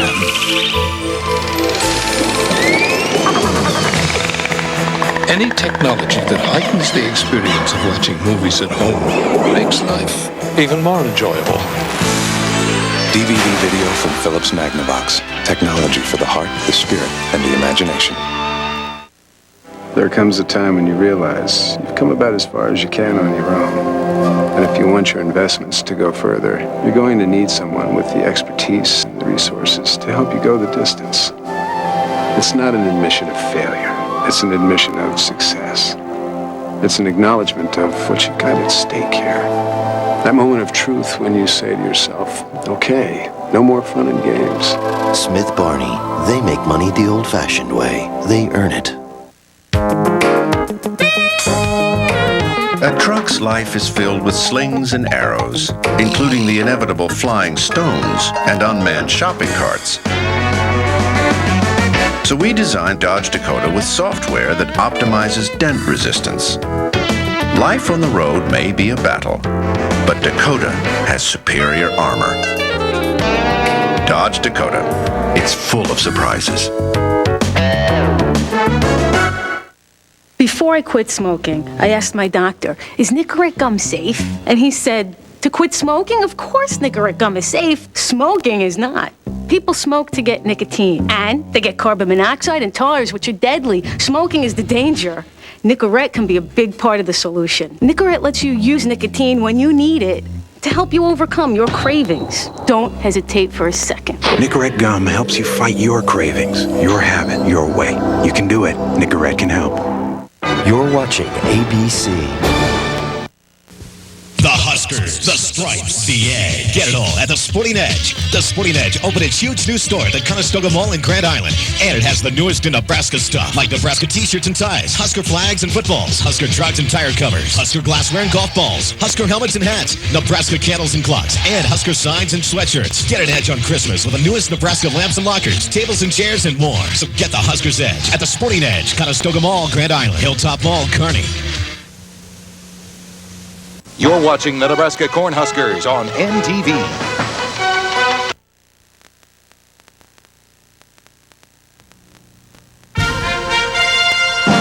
Valvoline Halftime 97, brought to you by Valvoline, the #1 choice of America's top mechanics. People who know use Valvoline. From our New York studios, John Saunders and Todd Blackledge. Welcome back once again to Championship Saturday. Nebraska scored every time they touched the football. They are routing Texas A&M. Earlier heard today on Championship Saturday, the WAC Championship, Colorado State against New Mexico. And Kevin McDougal had a heck of a game. 42 yards on this touchdown run as Colorado State rolled. Yeah, McDougal, 255 yards and 3 touchdowns. This game was 10-10 at halftime. Graham Lee, quarterback from New Mexico, had to leave with a bad ankle. He played in the second half, but he was never the same. Yeah, McDougal, as you mentioned, 255 yards. Army against Navy, usually a great game. It was not on this day, and Chris McCoy was the reason why. One of his touchdowns in the game. He now has 20 rushing touchdowns on the season. That's a quarterback record. Total domination by the midshipmen. 454 yards of total offense, only 87 yards for Army today. 39-7 the final there. Stick around. When we come back, Todd and I go nose to nose for the Heisman Trophy. Who's it going to be? Will it be Peyton Manning or Charles Woodson? Well, it sure has been an interesting thing to talk about this season. I think it's going right down to the wire. All right, we'll find out. We'll find out who we like when we continue on ABC's College Football. Some of the most admired cars you'll see are owned by the guys who know cars best. ASC Certified Master Mechanics. And the #1 brand of motor oil they use in their own cars is Valvoline, makers of Durablend, the leading semi-synthetic for a cleaner engine due to better control of harmful deposits. So use the oil the guys who take care of your car use to take care of theirs. People who know use Valvoline. Also from Valvoline, Xerox Antifreeze. Extreme protection for today's engines. Lighter yet stronger. More power from less space. More space from less size. A drag coefficient among the lowest in the world. There's more than a pattern emerging here. It's the world's first use of cyber synthesis, where vehicles are designed, built, and tested in the virtual world so they'll perform better in the real world. The new Durango and the new Intrepid.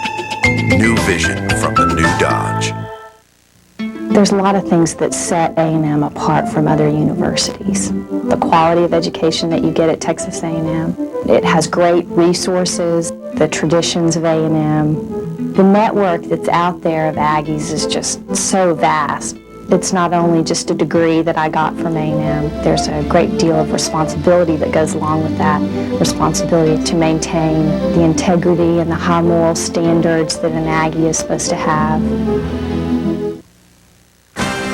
Coming up following the Big 12 Championship, it's the SEC Championship presented by Dr. Pepper. Tennessee against Auburn. That one is coming up next. Now, Peyton Manning trying to impress some Heisman voters there. Let's start talking Heisman. We are both voters. Right. I say after that Ohio State game, which is as close as any player has ever come to single-handedly winning a football game, Charles Woodson wins it and has won it already. I don't think so. I think it's still a race. I think 50% of the votes are in. The other 50% will be watching very closely what Peyton Manning does in the game tonight. I made up my mind. I don't expect to ever look back. I'm going to stay at the University of Tennessee.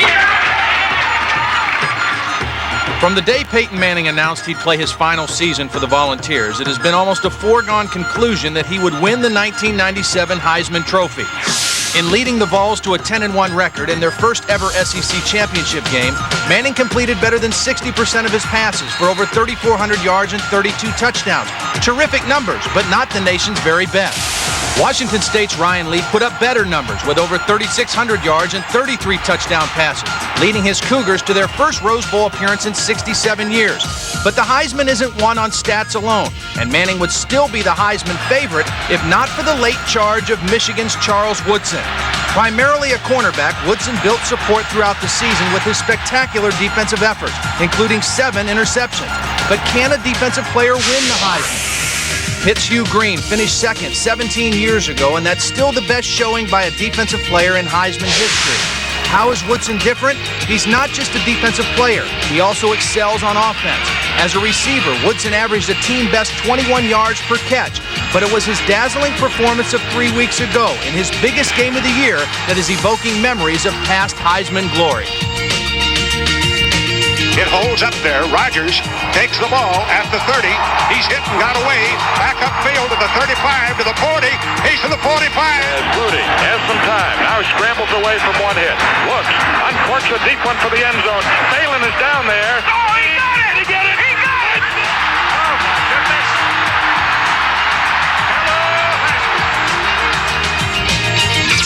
On November 22nd, Charles Woodson had what might be remembered as the defining moment in this season's Heisman race. Tonight, Peyton Manning on a similar stage can stake his final claim to the nation's top award. You know, I'm not wowed by mere numbers, but what does impress me is when guys play big in big ball games. Not only did Charles Woodson dominate the Ohio State game, he also played very well against Penn State and Michigan State. For Peyton Manning, he didn't have a great game against Florida. He did have a huge game against Georgia, and tonight the stage is set. I think if he has a solid game and the Volunteers win, he wins the trophy. So that's the one thing we do agree on. He has to have a very big game. Don't forget, next Saturday at 7:30 Eastern Time, ESPN's Heisman Show. Will it be Peyton Manning, Charles Woodson? How about Ryan Leaf or Randy Moss? We'll find out next week. And coming up, Jack Webb gets his shot at $1 million. Stick around. You can keep your car looking clean, but you got to keep your engine clean too. Newly formulated Valvoline DuraBlend motor oil is a synthetic blend that suspends the dirt, unburned fuel, and water that cause harmful deposits and reduces oil burnoff. DuraBlend protects vital engine parts so your engine runs cleaner and better longer. It outperforms all leading conventional motor oils because a car can look great, but it's what's inside that counts. Valvoline DuraBlend.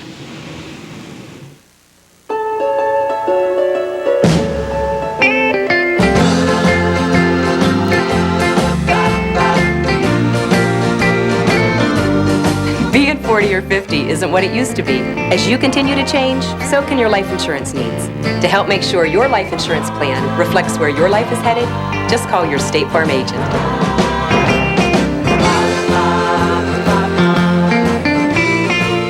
State Farm understands life.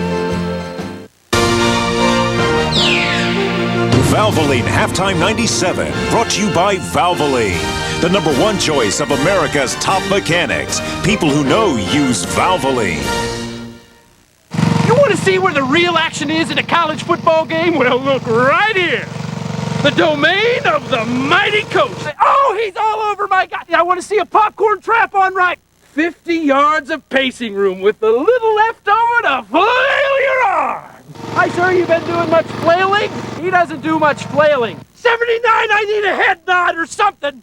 You're just leaving me over here standing.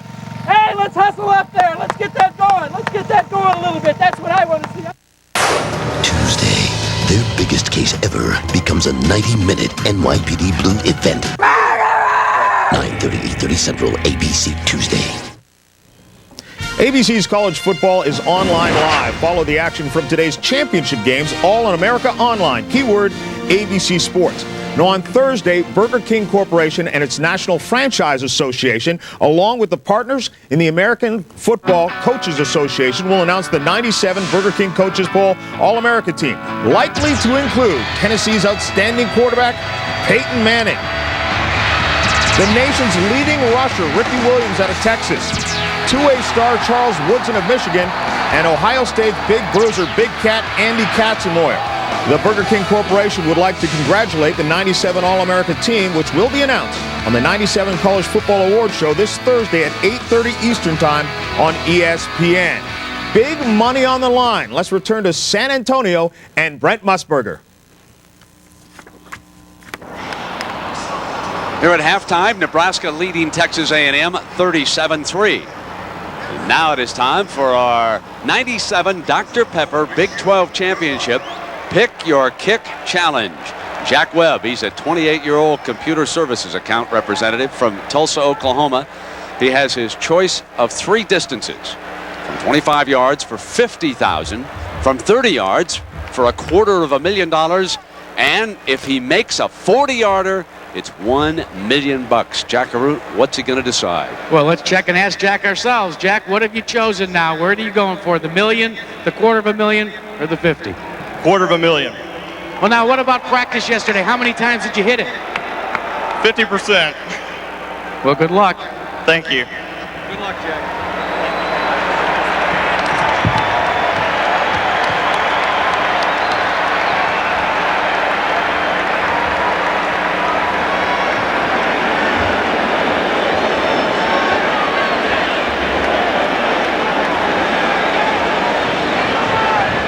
All right, Dan, the ball is on the tee at the 20-yard line, so this would be a 30-yarder. You got to pull for it. Yeah, but I don't like the colors he's wearing. Aren't those Aggie colors? Is it long enough? Yes! Jack Webb, the Tulsa toe. All right, Lisa. Give him a big kiss. $250,000.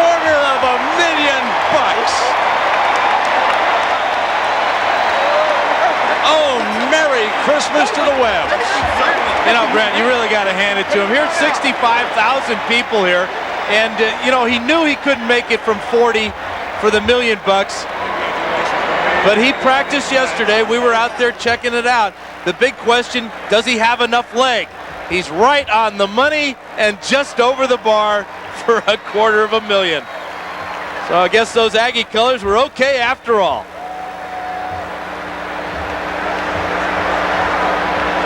All right. Yeah, and that's not with a square toe either. He's just wearing old tennis shoes there. That's a heck of a kick, Jack Webb.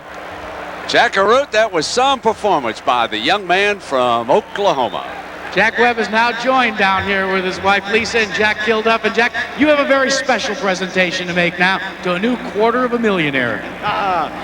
Jack, congratulations. And on behalf of the Dr. Pepper Company and Dr. Pepper bottlers all over the USA, thank you very much for participating in the Dr. Pepper Pick Your Kick Challenge and drinking Dr. Pepper, and enjoy this $250,000. Jack, unbelievable. A great kick. Your wife Lisa's here, and you keep bringing out your daughter's picture. Is that the good luck talisman? That's the good luck. What went through your mind, though, when you saw that bar arching towards the crossbar? Keep going. Hey, lend me a couple of bucks, will you? No problem. Brent? So congratulations to Jack Webb and Lisa and their daughter. $250,000 from the Dr. Pepper Bottling Company. And after this message, some of you will get a local news break, and the rest of you are going to see John Saunders and Todd Blackledge back in New York. Our halftime score again, so far it's all Nebraska here, 37-3 over Texas A&M. Jack Webb with as many points as the Aggies. Turn it up, love to pump, slam dunk, inline or online, to the net, Dr. Pepper taste to get, blue jean, fly machine, football hurdle, space shuttle, free to vote, yeah. Now is the time. Now is the time. This is the place. Dr. Pepper. This is the taste. Dr. Pepper. Now is the time. They look the same on the outside. But inside, it's a whole different story. Because Duracell batteries outlast Energizer. And test after test proves it. Better make it the alkaline batteries proven to last longer in the devices you use most. Better make it Duracell. He left the woman he loved Explorers are just so mysterious. to uncover a legend Find Livingston. he never imagined he'd find himself in the greatest adventure of all. You don't even know what's out there. Soon enough, I will. National Geographic presents Aidan Quinn. Dr. Livingston, I presume? Yes. Forbidden Territory. Stanley's Search for Livingston. ABC Sunday. Coming up tonight on NTV News at 10. Thanks for tuning in as the Big 12 championship is halfway over. Thousands of Husker fans spent the day in the comfort of their home watching the Huskers roll. And thanks to Habitat for Humanity, there's a family in Cozad that now has a brand new house to call home. And Habitat for Humanity officials hope it's the first of many more to come. The Gilpin family is now moving into their new home in Cozad. The Dawson County Habitat for Humanity group recently finished constructing this 35,000 four-bedroom home. They're starting construction back in July.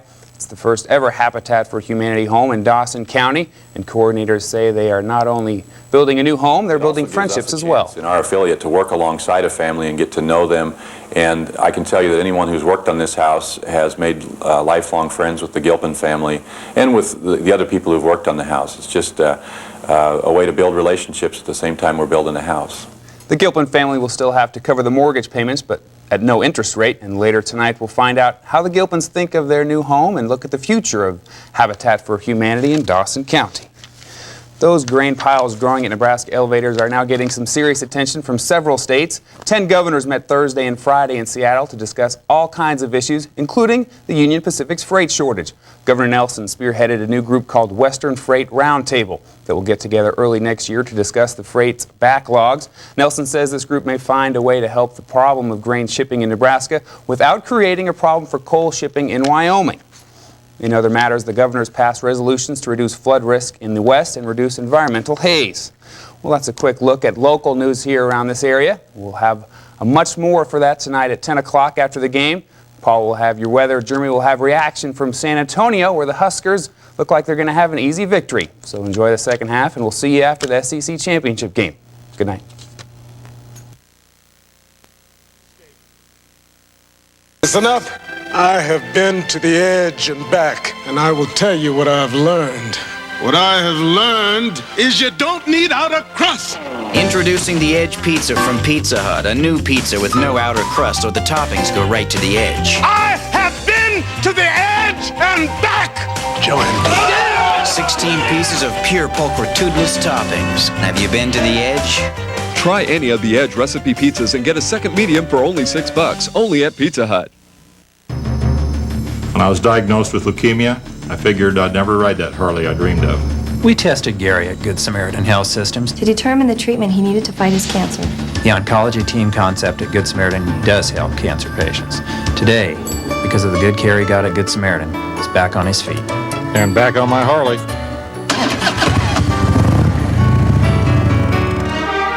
Good Samaritan Health Systems, quality cancer care close to home. Push the fries, move the fries, smile and mention the fries. Maybe if those burger places did more with their burgers, people wouldn't have to fill up on fries.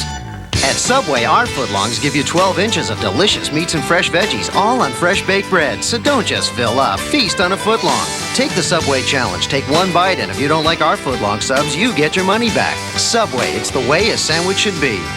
And next time you're throwing a party, remember Subway's Catering Central. Great tasting variety makes it quite the crowd pleaser.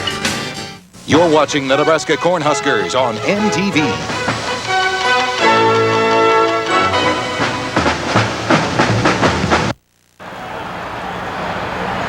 At the Dr. Pepper Big 12 Championship, the sun is setting on the Texas A&M Aggies. They trail Nebraska 37-3 with Dan Fouts. I'm Brent Musburger. And Dan, what did Tom Osborne say to you after the Colorado game, which they almost let get away a week ago? Well, he said the mood of the team was similar to when the mood after the Missouri game.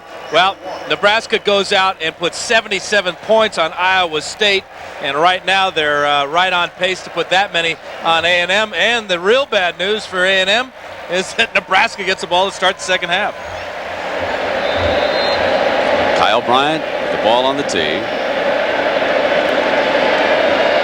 you can imagine, the numbers here, not just the scoreboard, they're all in favor. There's a penalty against the Aggies. Everything still backing up on them. And Jason Peter, this is the worst note for the Cornhuskers as they look ahead. And the bad back forced him out during the first half. And hopefully he'll be back in shape for their bowl game. On the kicking team, kick out of bounds. Ball will be put in play at the 35. First down. So here you can see the first half statistics, and really not a ray of hope there, Dan, for the Aggies. Well, the Aggies are a team that's averaging over 200 yards rushing a game, -3 here in the first half, and you really got to hand it to the black shirts of Nebraska. They're stopping everything. And they open up with two tight ends, two wideouts, and this one running back, Ahman Green, who was wrestled down at the 36-yard line, the third member of our team. Jackaroo. Jack, did you make that loan with Jack Webb, who made that field goal at halftime, partner? Well, he said he wanted to write me a check. But, Brent, I checked with R.C. Slocum, and surprisingly, you know what he was upset about in the first half? The lack of passing yardage. He felt that they didn't really capitalize on some passing that he feels is necessary. So he's not going to really change much. Tom Osborne, on the other hand, counseled his team about not letting up like they did against Colorado. Newcomb is Nebraska's slot receiver, the freshman toward the top of your screen, number 12. And they optioned the short side of the field. Ahman Green fumble! Aggies still loose.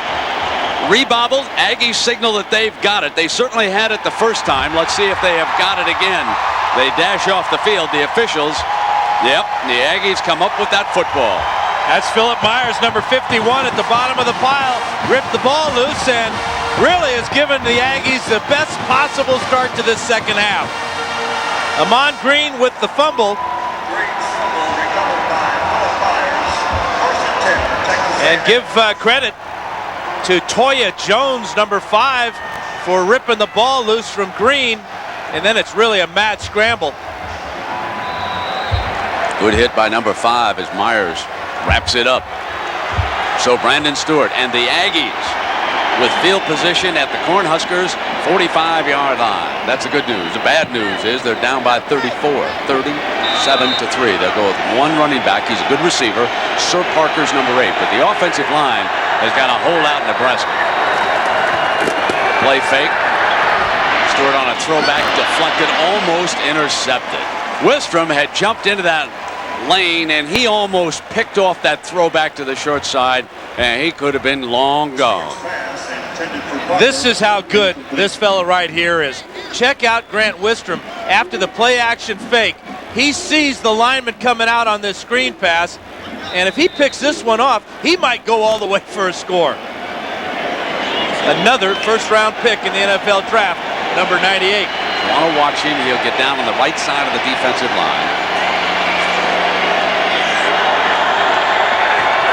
On 2nd and 10, Stewart in running for his life and throws incomplete.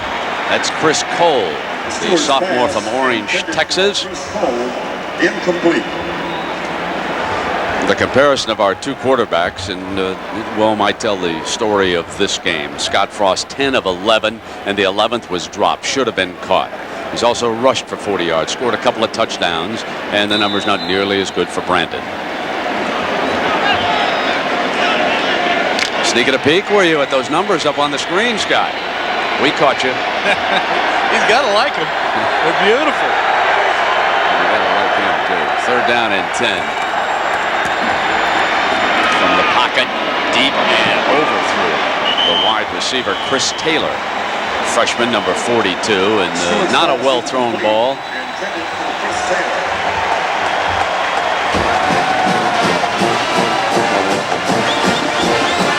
Yeah, I've been in situations like this, Brent, and you just don't know what to do. You roll out, you get a little time to throw, and the time you pick out a receiver, he's got 2 defensive backs standing right next to him. Rough afternoon for Brandon Stewart as they're now 0 for 7 on 3rd down conversions. Formation for Texas A&M. This game gives you an idea of just how good Corby Jones is up at Missouri with the job that they turned in on a home game. High punt. They're going to bluff this fair catch and let it bounce. Great punt. Out of bounds inside the 5-yard line for Leckler. That's a beauty. Marked at the 3-yard line. Shows you why he's number 3 in the nation, according to the NCAA statistics. Let's take a break. We'll come back. It got the rhythm, that's bound to make them step. It got the rhythm to the right, to the left. It got the rhythm that make them believe. Your kids give you plenty to worry about. Your car shouldn't. That's why you need a Chevy Lumina. It'll go up to 100,000 miles before its first scheduled tune-up. So get a Lumina and relax. They'll grow out of it. You did, didn't you? And check out Lumina's resale value. Mark, if you're at the airport before my 8 o'clock flight, maybe we can talk. Otherwise, it's over. Ah! Come on! Oh, start! Oh, no! That's battery! No matter what my customers drive, they depend on AC Delco batteries. They last up to 30% longer. I'm sure they do. Just give me the generic equivalent, okay? AC Delco. If you're not asking for it, you're asking for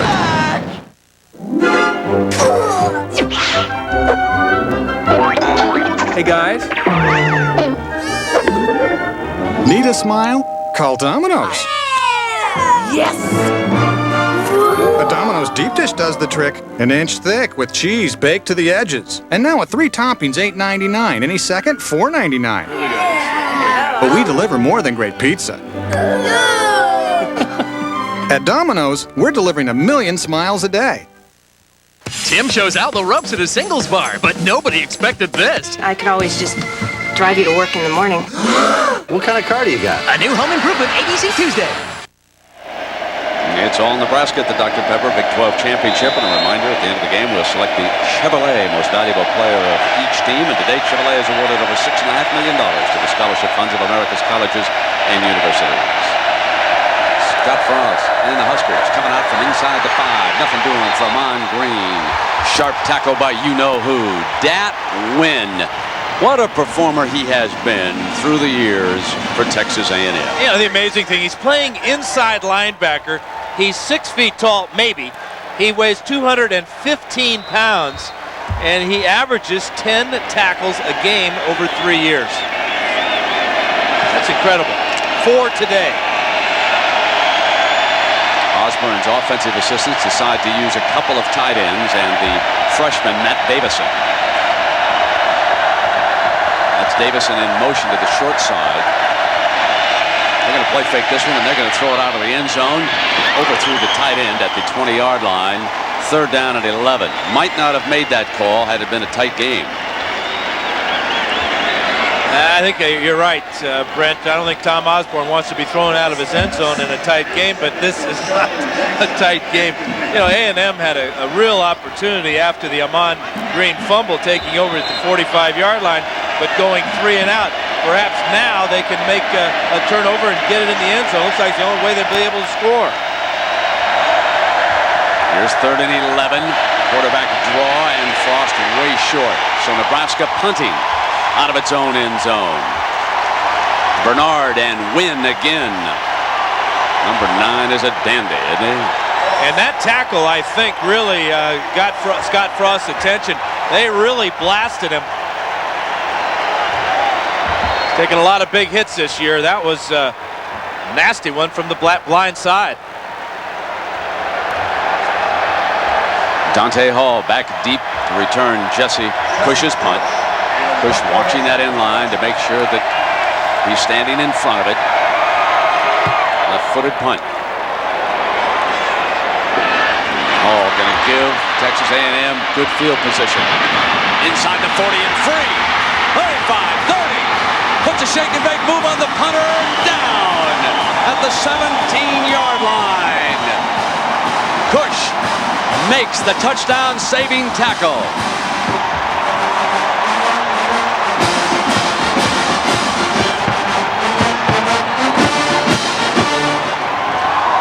Yeah, this is a great return, and the return was set up to the far side of the field, so that meant that Hall had to make a few Cornhuskers miss, but the one guy he wanted to make miss was perhaps the worst athlete out there, the punter, Jesse Cush. This is a great play by Cush, preventing the touchdown, but it looked like Hall was stumbling anyway.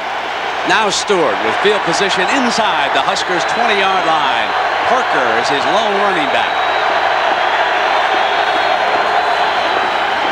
Wide open. He hit number 89, Danny Campbell, the other tight end, who's out of bounds inside the 15-yard line.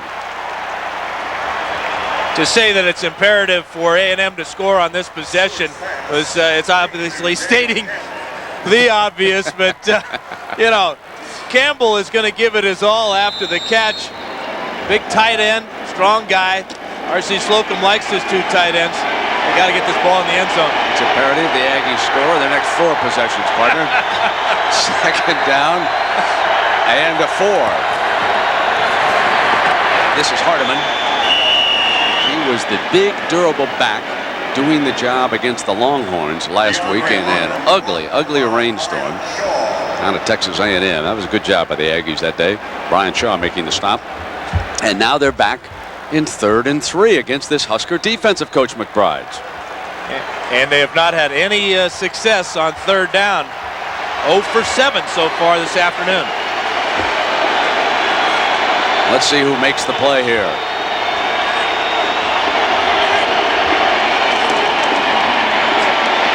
Fires high and battle in the end zone, incomplete. Spiller comes up, but it's incomplete. Worth a second look.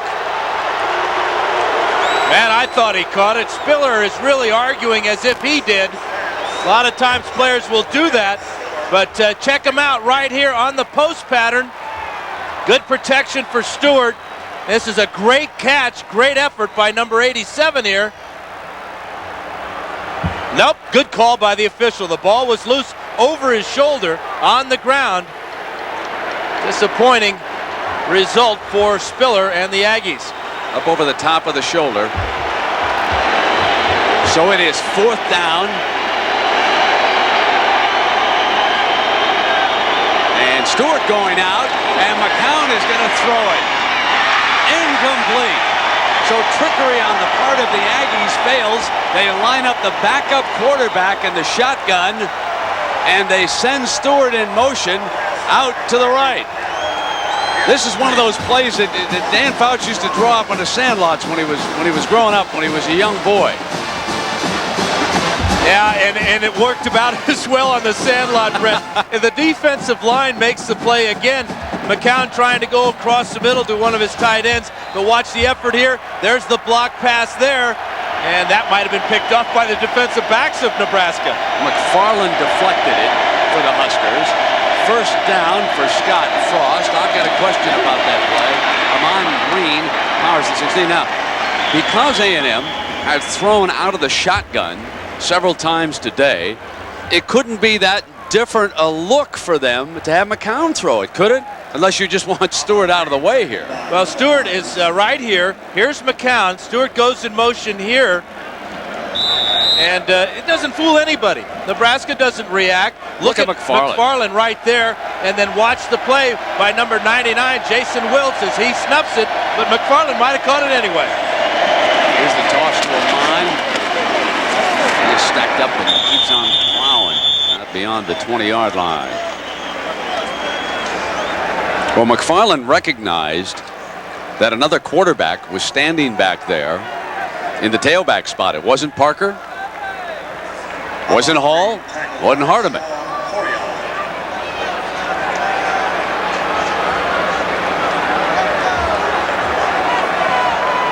They're going to bring out the chains and measure it. And there, the young man Warfield played himself a good football game for McBride.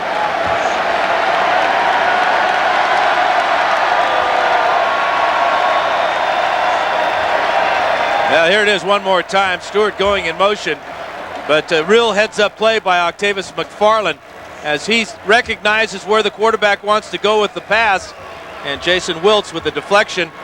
But twice now to start the second half, the Aggies couldn't have had it better. They recover a fumble on the 45-yard line, then get that great punt return by Dante Hall to give them good field position, but they do absolutely nothing with both opportunities.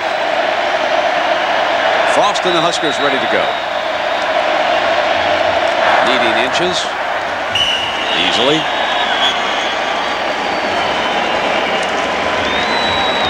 Well, if you want to think ahead to whom Tom Osborne and Nebraska would be playing down in the Orange Bowl, certainly if Tennessee is anywhere nearly impressive tonight and win in that game against Auburn, then it would seem rather obvious that they would stay ahead in the ratings.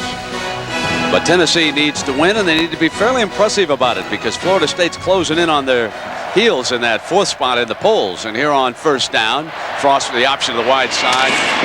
He is the master of that pitch, isn't he? And Ahman Green out at the 26-yard line with Jason Webster right there. Ahman Green hit by Jason Webster. And I guess if Tennessee makes it on down to the Orange Bowl, then with that next pick, Florida State could be heading for New Orleans and the Sugar Bowl with Bobby Bowden. And who knows, they could be playing someone like Ohio State. We'll have to wait and see how it all unfolds tomorrow. So Ahman Green, record-setting season. Vicar pounds ahead, and this is going to leave Nebraska in a third down situation. They have not been moving the ball here in this half so far, Dan, against the Aggies. No, but they're still sitting on a 34-point lead. And one thing Jack Garou talked about is that he was concerned, Tom Osborne was, about Nebraska's focus coming out with this big lead out of the locker room. It's just human nature for the ball players to see the score, to realize that they're performing extremely well, and they will have a letdown of some type. But the Aggies have not been able to take advantage of that.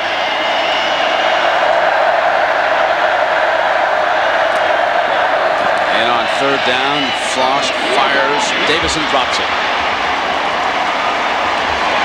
Nebraska must punt. Davison knows he should have caught it.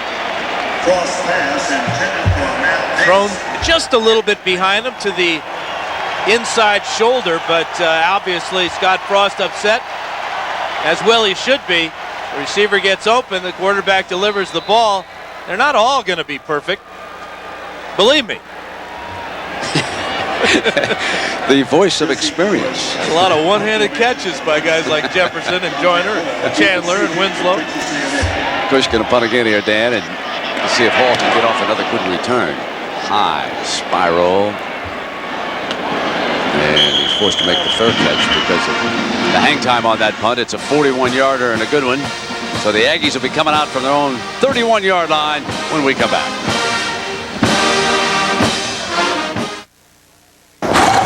Oh boy, this is my favorite scene. Ooh, scary. There she is. Get her, get her. Hey, keep it down. Excuse me, it's very difficult to enjoy a movie when you're talking and shushing at me. All the characters from the new movie Anastasia are now at Burger King. One cool toy just $2.59 with any value meal purchase. Your kids can collect all 4. This part always gets me. Oh. In a perfect world, your cooking would taste more like your mom's. Woohoo! In the real world, Diet Dr. Pepper does taste more like regular Dr. Pepper. It's the taste you've been looking for.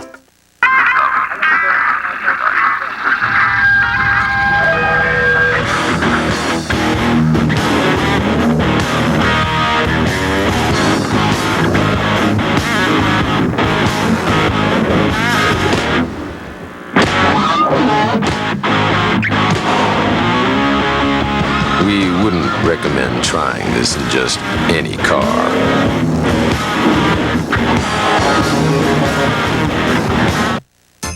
Give your handyman the VersaPack Combo Pack. Cordless tools that give him so much power, it just may be too much of a good thing. Get the Cordless Combo Pack. Powered by VersaPack, built by Black & Decker. ABC Sports presentation of the Dr. Pepper Big 12 Championship brought to you by Dr. Pepper and your local Dr. Pepper bottler. Dr. Pepper, this is the taste. Genuine Chevrolet, the cars more Americans trust. Napa Auto Parts Stores, we keep America running. And Smith Barney, a member of the Travelers Group. Smith Barney, they make money the old-fashioned way. They earn it. The Riverwalk in San Antonio. Great city for this Big 12 championship game, sponsored by Dr. Pepper. Of course, they will be bringing you the SEC title game out of Atlanta later tonight between Tennessee and Auburn. Terry Bowden trying to do his daddy Bobby Bowden a huge favor in that one. Downfield, long, overthrown, intercepted, picked off at the 38-yard line by the deep man, the roverback. Mike Brown was back there.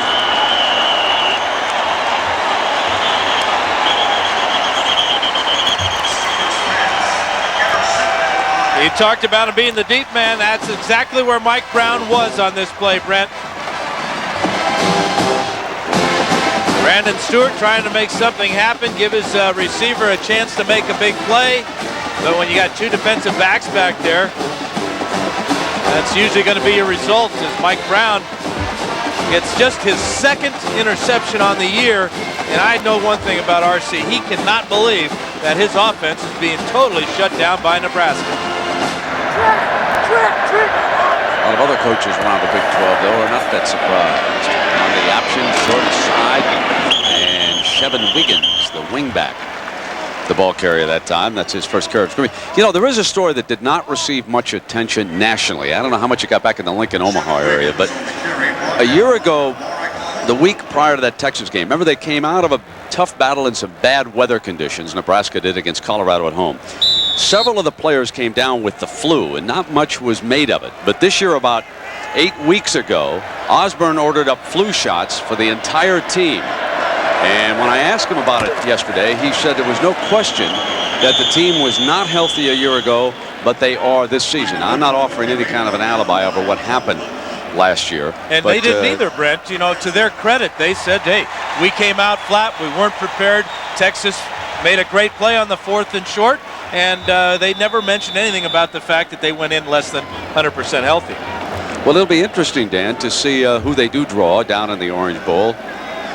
And again, it could be in Pro Players Stadium. That's where they'll play it, and that's on grass. And you want to always keep that in mind when you're talking about Nebraska. For whatever the reasons are, they are more effective and lethal on a carpet like this. The cuts are better. Frost keeps it hammered down at the 22-yard line. Now, if Nebraska goes on and wins the Orange Bowl, they would wind up 13-0. And that would be the first 13-0 school in history not to win the national championship. And of course, Coach Osborne, somewhat philosophical about it, he says, well, if we could get together next year and have a national championship, why couldn't we do it this year? And, you know, it's a very, very good point, because remember, the Rose Bowl becomes part of the Alliance next year. But he said it's much like being in Penn State's position of a couple of years ago. They went unbeaten after the Rose Bowl, played your Ducks, and won that game, but no chance to win the title. Deflected pass and incomplete. And so it's just one of those fluky things. There's no way you can figure it out. It would be much better if Michigan and Nebraska, of course, could get together and play the game. I'd be all for it, Brent. You know, the thing about Nebraska, this is a very impressive performance they're putting on today. If they were to go to the Orange Bowl and play a game similar to this one, and Michigan, even if Michigan wins, and if they're not as impressive, that's the bad thing is you got to win with style now. Winning is just not good enough. I mean, you got to go out and you got to pour on the points and do it with great flair. Style points. It's like diving. Third down and 7 now. To the right, penalty flag is thrown. Diving attempt in the end zone. We have not had many penalties in this game. Roger Riley, the crack stats man all over it, knows how to hold up one finger, doesn't he, Dan? I mean, he was really on that one. Does that mean there's been 2 penalties then, Roger? Dead ball, false start on the offense. Still third down. Well, let's check in with John Saunders. John? Time for the Burger King update, Army-Navy game, and it was Chris McCoy's day. Tosses this one 11 yards to LeBron Butts, 39-7 at that point. For McCoy, 74 yards through the air and a touchdown, and 205 yards on the ground and 3 touchdowns. Brent. Mercy, that game's always a lot closer than that, John. That's amazing. A blowout either way, the Army-Navy game. Navy was a heavy favorite, though, this year. Incomplete. Newcomb, the intended receiver that time. Frost dashing downfield. He's either saying you should have cut in that direction or you should have thrown a yellow flag. I'm not sure which point he wanted to make down there. Well, last week against Colorado, Newcomb had a brain cramp as he was running in the secondary and ran the wrong pattern. Would have been an easy touchdown for him. And I think Scott was talking to him again. Now, this is the pattern where you're supposed to go to the corner. Don't continue on to the post. But remember, he's just a true freshman, and what a talent. Here's Chris Brown to attempt the 44-yard field goal. Nailed it. Oh, she's got a strong leg. On top of everything else, Nebraska with a powerful kicking game.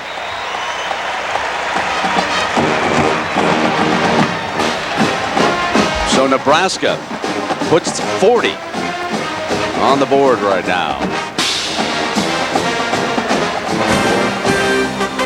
So this is coming up Thursday night, the Home Depot College Football Awards Show. That's everything except the Heisman. as I remember, that's in there. All of the big awards. You can find out about the Doak Walker. I would think that Ricky Williams of Texas would have to be a leading candidate. He enjoyed a great year on a bad team. Certainly Ahman Green, I don't want to take anything away from him. Curtis Enos, the great one at Penn State, also one of the finalists in that.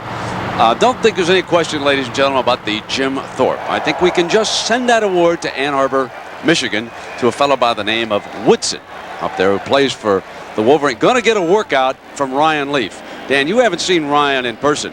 Ryan can take it downfield deep, okay? And I like his attitude, Brent. He plays the passing side of quarterback, very similar to the way Scott Frost plays the running type of quarterback. Totally oblivious to the defense, fearless. And when you're a quarterback like Leaf, and he's got 4 or 5 receivers, Woodson can't cover them all. That's right. And remember, Michigan did not play Purdue, I don't believe, this year. So they did not look at a wide-open passing attack like they're going to face out in Pasadena. Now, I don't know about the other side of the ball. I don't know about Coach Price's defense, if they can hold up against Michigan. And then, of course, you'll get a chance tonight to see the high-strutting Tennessee Volunteers. Peyton Manning, he came back for his senior season. He passed up the National Football League, and Auburn with a pretty good quarterback by the name of Damian Craig. He's more of the all-around type athlete if you haven't seen him, and he can do a lot of dangerous things. That should be a dandy tonight at Atlanta. Tennessee and Auburn. It doesn't get any better than the SEC when they start to play at the top of their game. I'm telling you, so he's some kind of football player. Parker is the running back. He'll get the toss from Stewart. Got a nice block. And dove for the first down marker. Just missed it by about a half yard. Clint Finley, the freshman free safety, who's going to see a lot of playing time in the years ahead for the Huskers, was there. Aggie fans say, hey, it's about time. Where's this been all day? Good blocking on the outside. Leroy Hodge gives Parker the opportunity to get 9 yards and almost 10. Isn't that something? If you ask Coach McBride who's the best offensive player he played this year, it's got to be Corby Jones and what he did for Missouri on that side of the game. Absolutely. Led the Tigers, put them in position to beat the mighty Cornhuskers. You know, I think part of the reason they fell is that a lot of the voters didn't realize how improved that Missouri team is under Coach Smith. That's a pretty good football team now. And they're very similar in style to Nebraska. I think Larry Smith kind of patterned his offense after the Nebraska offense. A lot of power, big running backs, but also the ability with a very athletic quarterback in Corby Jones to run very effective option plays. Got a first down with a shotgun. That's their only first down on a 3rd down in this game for the Aggies. That's how good the Nebraska defense has been, even without Jason Peter. Much of the game. He started and played, but was forced out by an injury. And the pass is complete to Derek Spiller, the tight end, and a little bit shaken up on the play. Stewart's pass complete to Derek Spiller. Tackle made by Eric Johnson.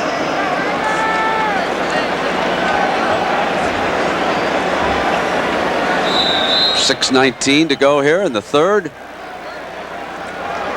A rout. Not going to be a 4th quarter miracle on this one, like the one that torched the Huskers a year ago.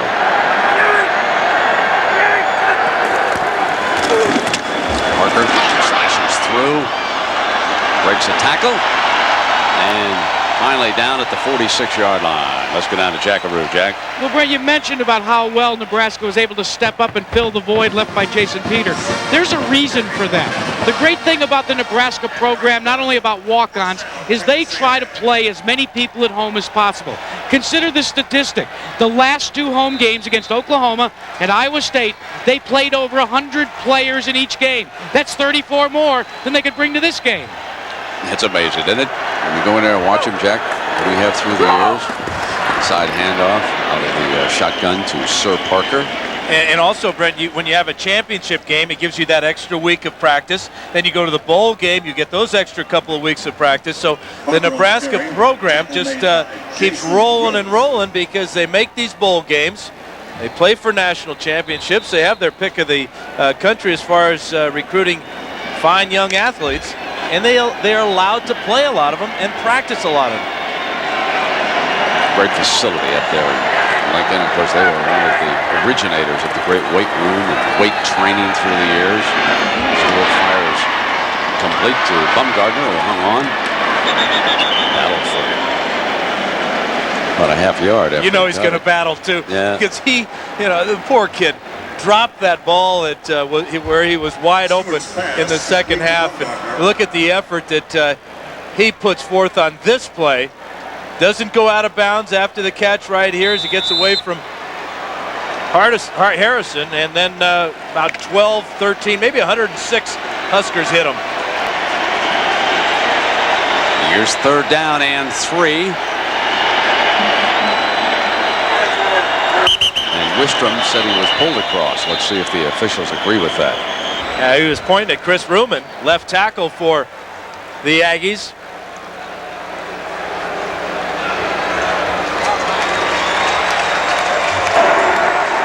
Dead ball.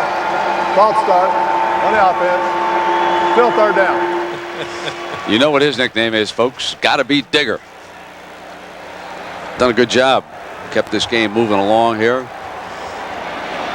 Here's number 76, Chris Ruman. Yeah, he's rocking back in his stance, and that's enough to send Wistrom on his way, almost like a starter's pistol. 3rd down and 8.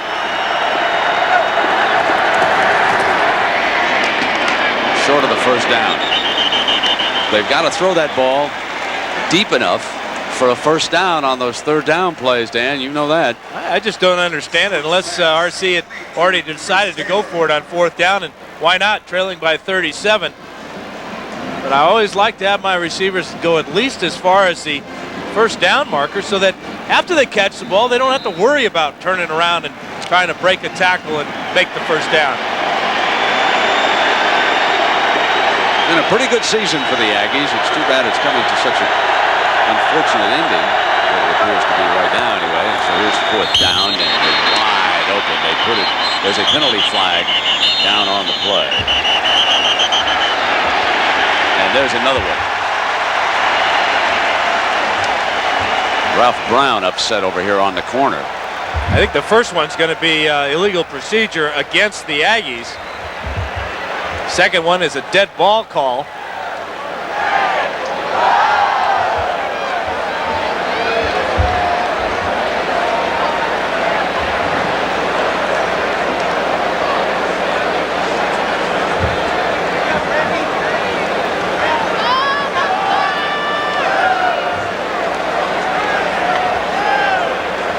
And this discussion is taking way, way too long. This is not that complicated a game. We have 2 dead ball fouls against the offense. False start, then a dead ball, unsportsmanlike conduct. We'll penalize 5 and then 15. Now Derek Spiller gets the 15-yarder after the catch. Here he is, bottom of the screen. He is wide open. Nobody covers him for Nebraska, but the whistle had blown because of the illegal procedure, and now this is what gets Spiller the unsportsmanlike penalty, throwing the ball at the safety, Mike Brown. Really frustrated. That type of day for anybody wearing the maroon.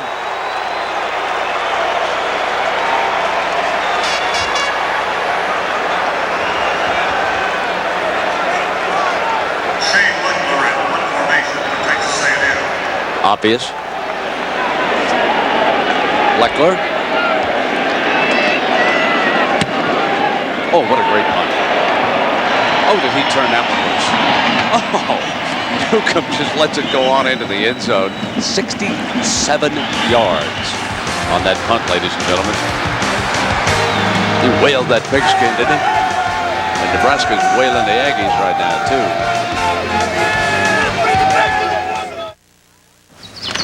I understand you got a bug problem. Daddy! I want you to meet my friends. Dad, phone call. Who's the IRS? Sir, is this your son? Hey, is this your dog? Your life is full of worries. Your car shouldn't be.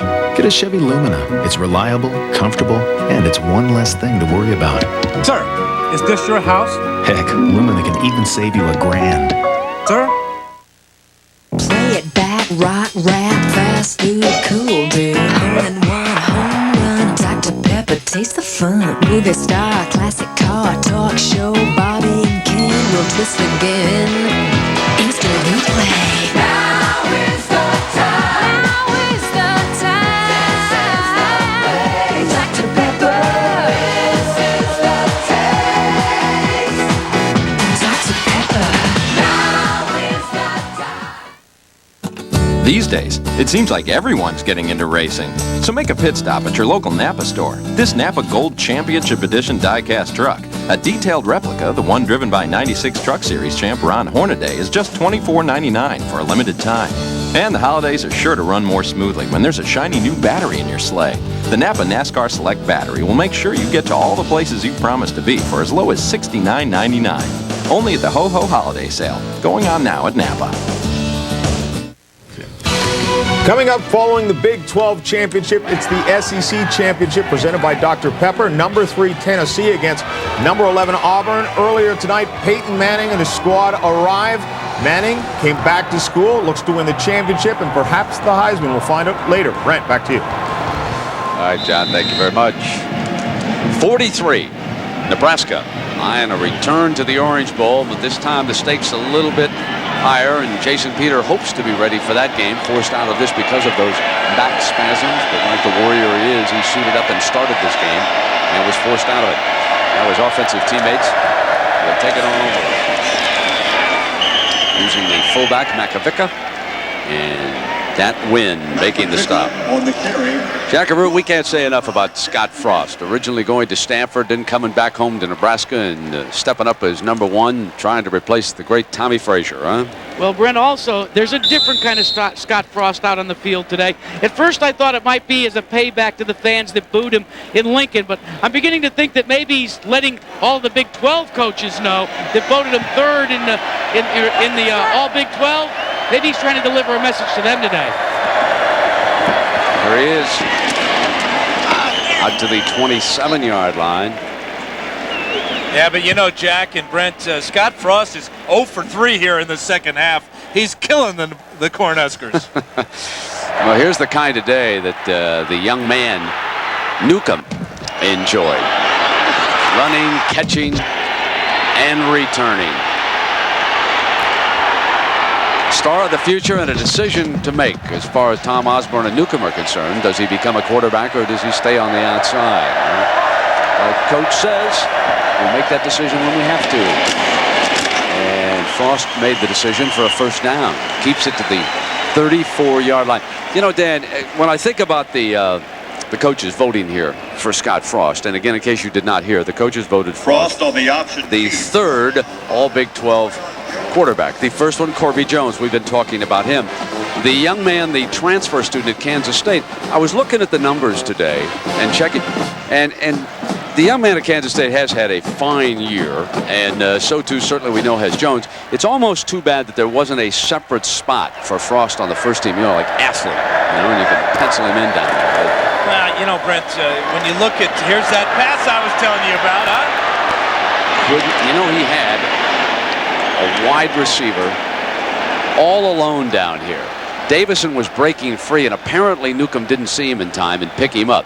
Davison was behind the safety man. Newcomb on the carry. There was a flag on the play at any rate. Yeah, Joel Makovica was with the illegal block there as Newcomb was making up his mind not to throw the pass. Disappointing me, no end. Yeah.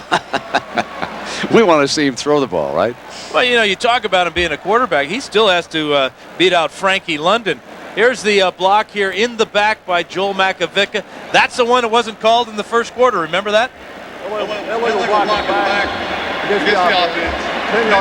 But getting back to your point about giving Scott Frost a position on the number 1 on the first team, Big 12, Tom Osborne said, you know, a lot of those other quarterbacks, Bishop and Jones, they had good years later. Scott Frost has been solid from the very first game. And the real breakout game for Frost was his performance at Husky Stadium against the Washington Huskies that really set the tone for his year.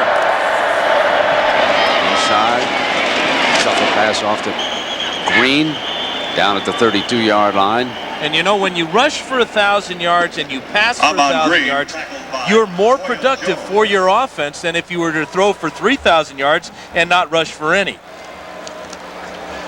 I guess I understand that. I think I got you on that one, didn't I? Yeah. Don't do the math on that one. Let me think about that one for a little bit. Second down and 13.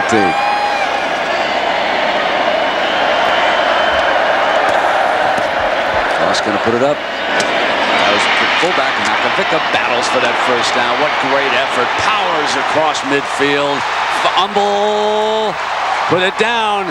Trying to get a few more yards. He fumbled on the play, and it goes over to the Aggies. He's almost his own worst enemy on this play because he just refuses to go down. He just wants to drill Aggies. There's one. Give me another one. There's another one. But the ball's ripped out by Dat Wynn, and the recovery by Toya Jones. Another great play by Dat Wynn.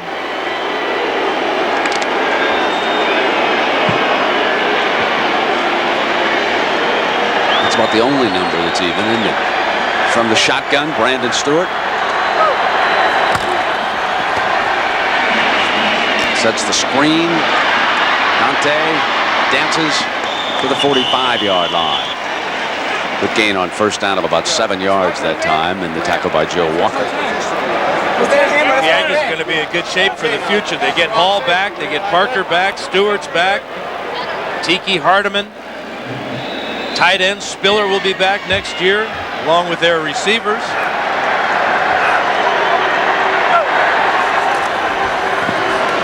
Stewart fires high and incomplete. Aaron Oliver let it slip through. Stewart's pass incomplete, intended for Aaron Oliver. Third down.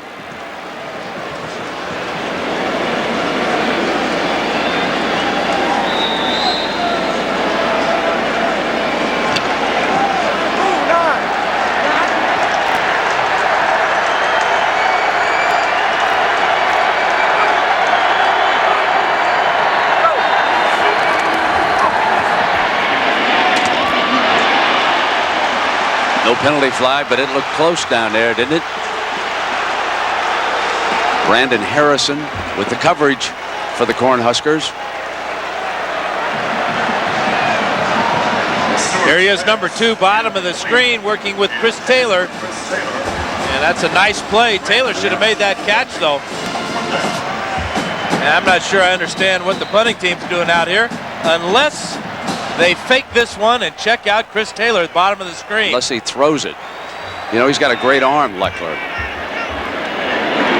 Yes, he is. He's going to fire it up high. Somebody running under it. If they don't go for it, it's a pass incomplete on fourth down. That's a play they worked on this week. Lance Brown, realizing what it was, got over and batted it. This is a heck of a throw by Leckler, and watch Brown, number 14, come over, make the play, and not interfere with Taylor. But the one thing on that play, though, is Leckler has to throw the ball higher in the air and let the receiver get down there under it and give him a chance to make the play. Even the trick plays are not working for the Aggies today. The ABC Sports presentation of college football will return after this message and a word from our ABC stations.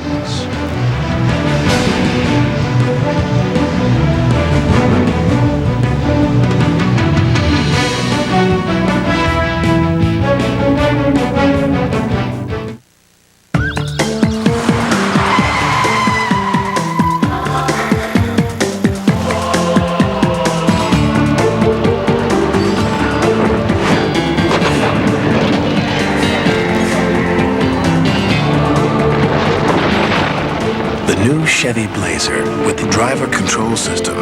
A little security in an insecure world.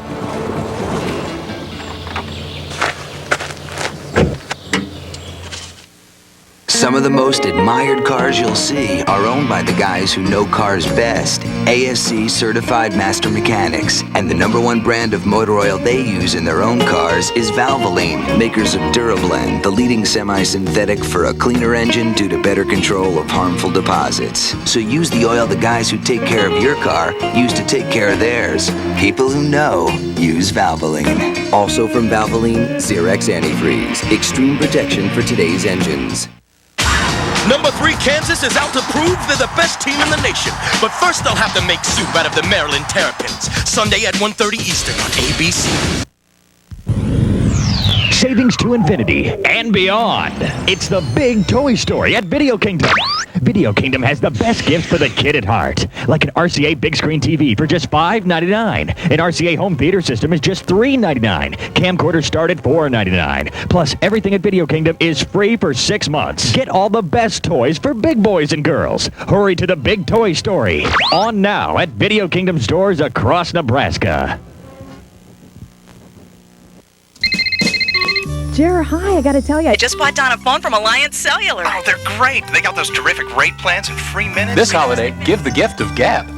Give a quality Motorola cellular phone from Alliance Cellular. Like the Profile 300 for $14.95, the bag phone for $39, the DPC 650 flip phone for $39, and the StarTac 6500 for just $249. Stop by today. Hey, hand me down one of those StarTacs. Alliance Cellular, making it easier to communicate. You're watching the Nebraska Cornhuskers on NTV.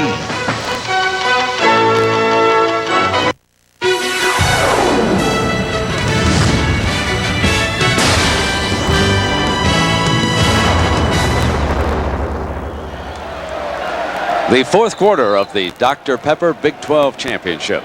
A runaway, Nebraska, unbeaten, and stalking Michigan all over Texas A&M, 40-3. And trying to make a statement and head down to the Orange Bowl.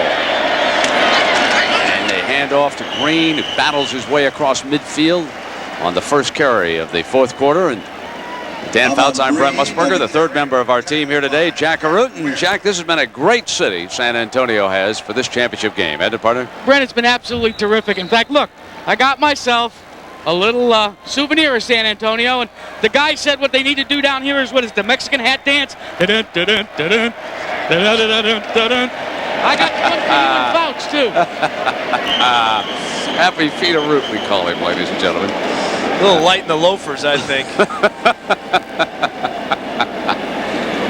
He said that, Jack. I didn't, partner. Here are our numbers now from the third quarter.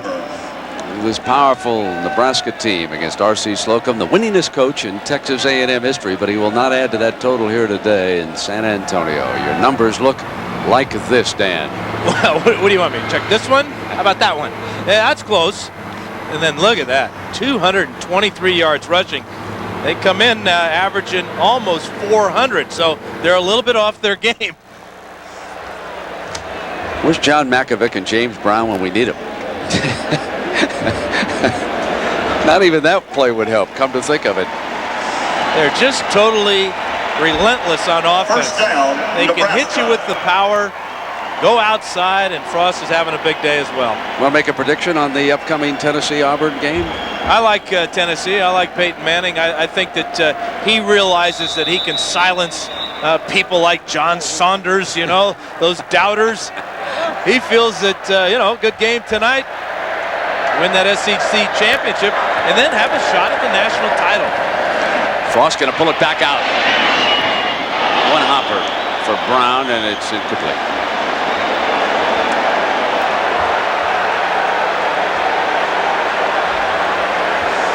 Frost has been asked, you know, many times if he'd like to play Michigan. We'd love to play Michigan. We've seen them on TV. We've seen what they can do. We know what we could do. We have a better running game than Ohio State. They ran the ball on them. You know, Michigan managed 6 points on offense against Ohio State. I think our defense is similar to Ohio State's and Michigan's, and nobody this year has been able to stop our offense. A pity that we'll never find out. Second down and 10. Frost on the option. Here comes Ahman. Barges ahead for the first down. That was a powerful run with the defender hanging on.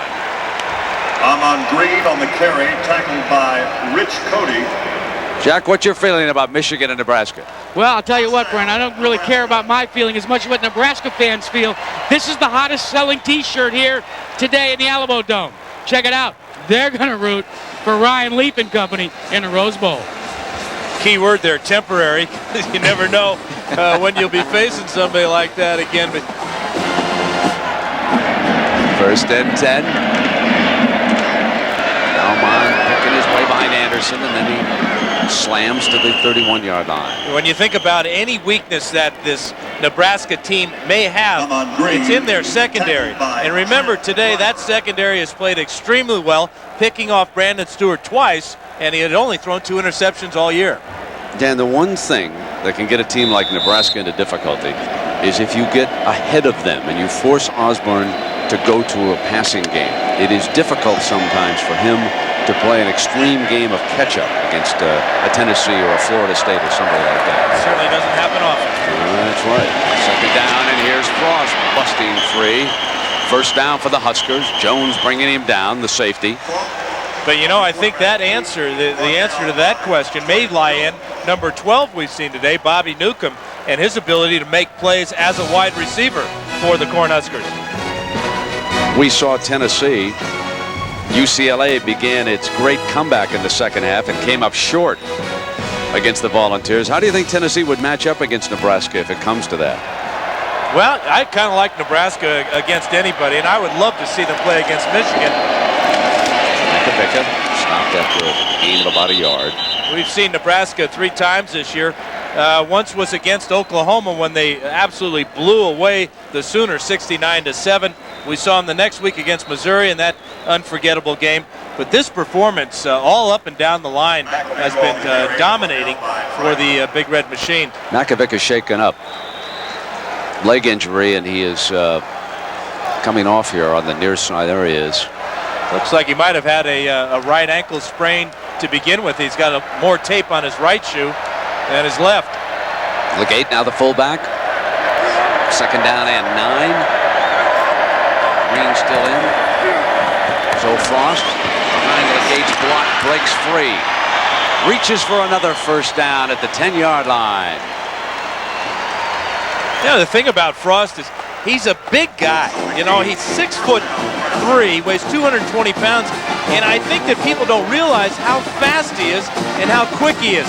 When he made his decision on that run, he just flew up through the hole and picked up a great gain. 1st down outside the 10-yard line, so they could still pick up a 1st down going in this time. Here's Ahman Green slashing to the 6-yard line. Dan, I want to pick up on a conversation you and I had about Scott Frost last night. We were with our friend Bud Weiser and Jack Arute, we should point out, but we were saying what a rugby player this young man would make. You know, he might think about going on down to Australia and taking all his press clippings with him and giving rugby a shot, because he obviously knows how to run the option, which is a lot of the rugby game is. But I think he'd be pretty good in those scrums too. Oh, look at that hard-nosed quarterback. You bet. He could play without a face mask. It's the game of rugby. No equipment. And here's Frost running that option. There's that pitch to Ahman. Bobble touchdown, Nebraska. Doing it every which way here today. There'll be no miracle comeback by the Southern Division in this year's championship game. And the Nebraska fans are tossing oranges out on the field.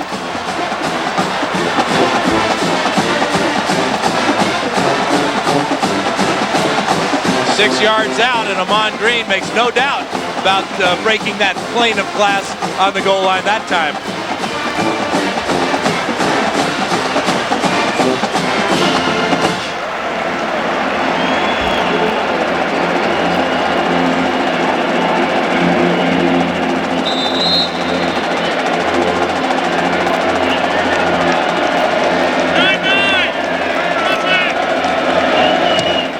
Next up, Pro Player Stadium.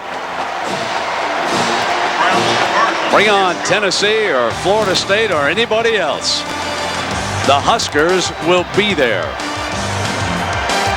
Still unbeaten.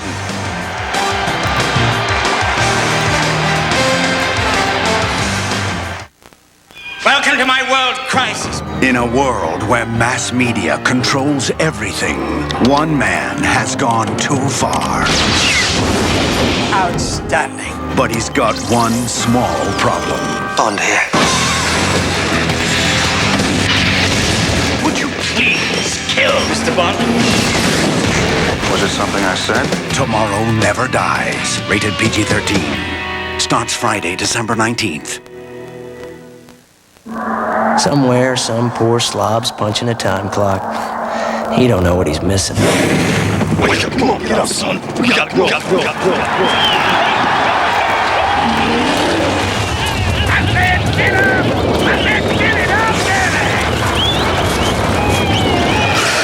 Meet Dan Wolf, champion bull rider.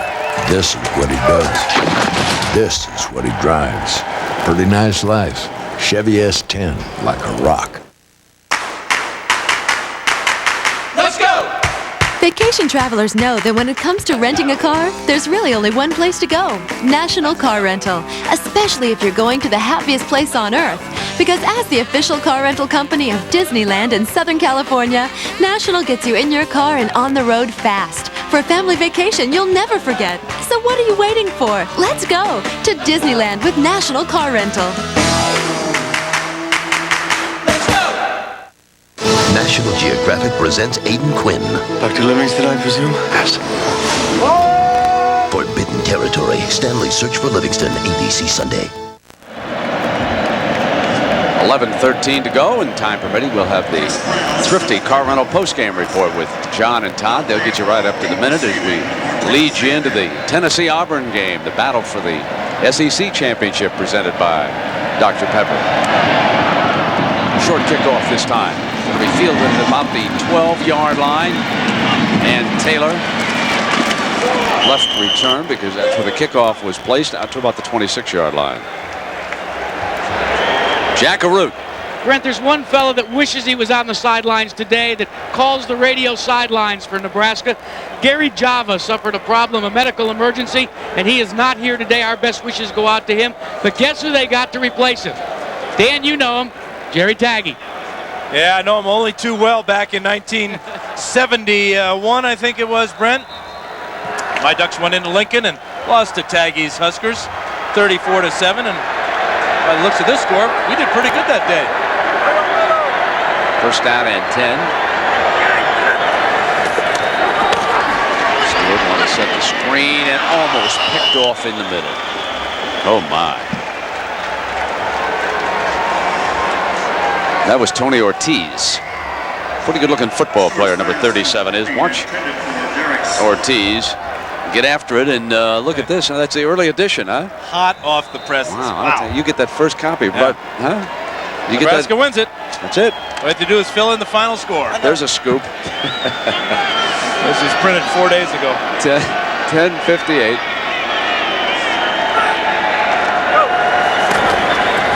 Stewart. Downfield but too high. And it's third down. Stewart's pass incomplete, intended for Matt Bumgarner. So Brandon Harrison, a junior corner, been pretty active in that defensive backfield. Coach Mack used a lot of defensive players here today. Yeah, Jack was talking about how many they used the last couple of home wins. There's a reminder of what we got coming your way tomorrow night on the Wonderful World of Disney, the Jungle Book, and then the National Geographic will bring a special. That's on the network tomorrow night. This one will be flagged. Jack said that they used over 100 players against Oklahoma and Iowa State because they were playing at home. They could dress that many. It'd be interesting to find out if Osborne's been able to play all 66 of his players today. False start on the offense. 5-yard penalty. Still third down. I know a couple of quarterbacks haven't seen the field. Frankie London and my favorite name, Monte Cristo. Here we see one of the young Aggies being forced off. Tough day at the office for RC. Still 11 minutes to go. Trailing 47-3. That was Michael Williams that was being carted off. Escapes, fires high, almost picked off on the deflection. And there is a very late flag. I mean, the back judge threw that flag. 10-15 seconds after the completion of that play. Spiller was complaining.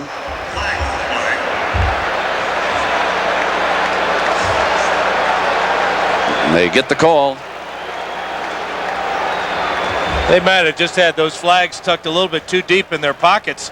This was clearly pass interference. There's Spiller. There's the bump right there by Clint Finley. And the flags don't come out till Spiller argues.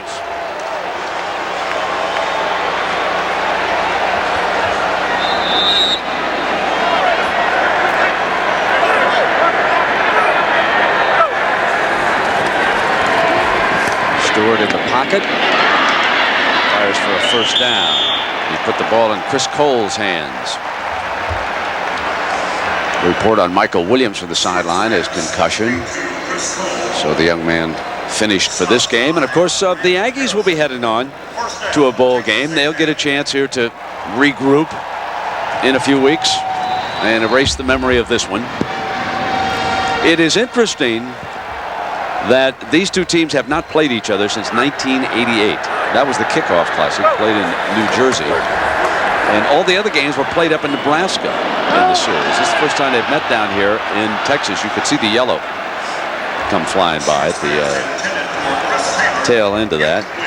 And there's the series standings, 5-1. And the victory by the Aggies, you got to go all the way back to the 50s when a fellow by the name of Bear Bryant was a head coach of a very tough bunch of survivors from that training camp that he ran down there. They still tell stories about that. You can listen to Gene Stallings for hours. Talk about what Bryant put those players through. Second down at 10. On the blitz. Down he goes at the 36-yard line. Tony Ortiz coming through. And Ortiz is one of those athletic youngsters that has worked his way into the lineup and into the starting lineup because of athletic ability, speed, ability to close on the passer and then finish him off. 3.5 sacks now for Ortiz on the year. Mac enjoying this one. His black shirt's doing well. Third down and 17 and still stomping and snorting and coming for more. Stewart does get it off. Diving reception, but short of a first down. The clock continues to run. The catch was made at midfield by Bumgardner. And it's going to be about 4th and 3 here at the 9:43. The Aggies, of course, are going to go for this. And this is a very athletic catch. Great job by Bumgardner as he sees his quarterback in trouble and then under pressure makes a nice catch.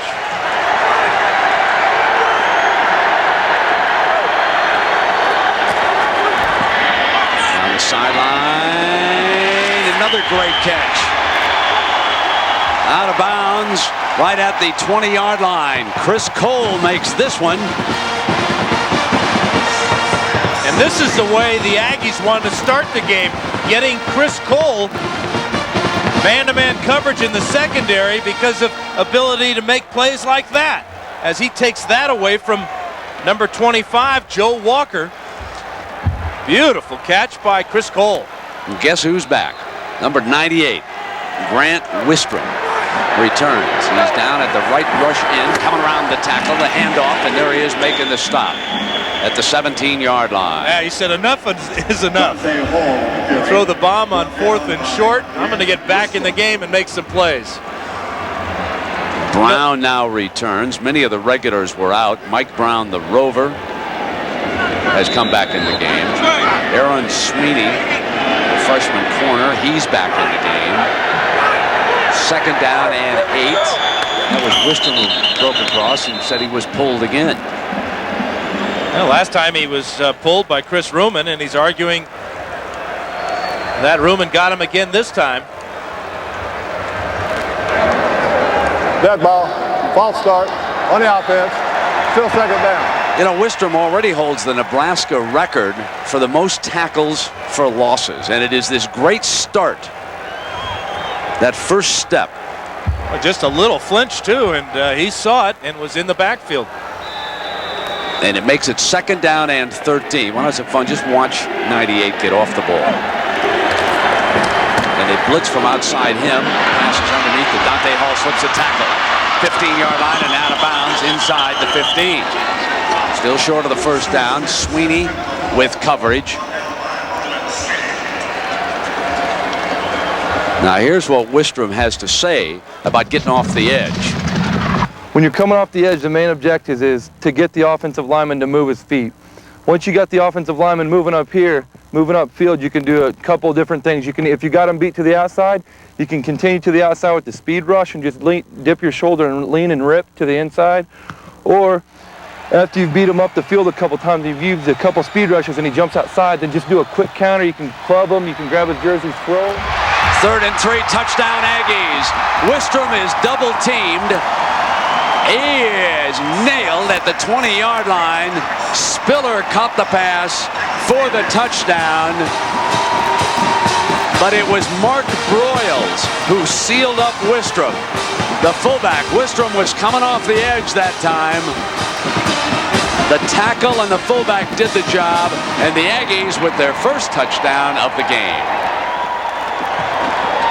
Clear throwing lane for Brandon Stewart. There's his tight end, and that's that running ability we talked about in Spiller. I get the feeling that Nebraska did not want to allow a touchdown in this game. That's why Wistrom and Warfield and Mike Brown were back in the lineup.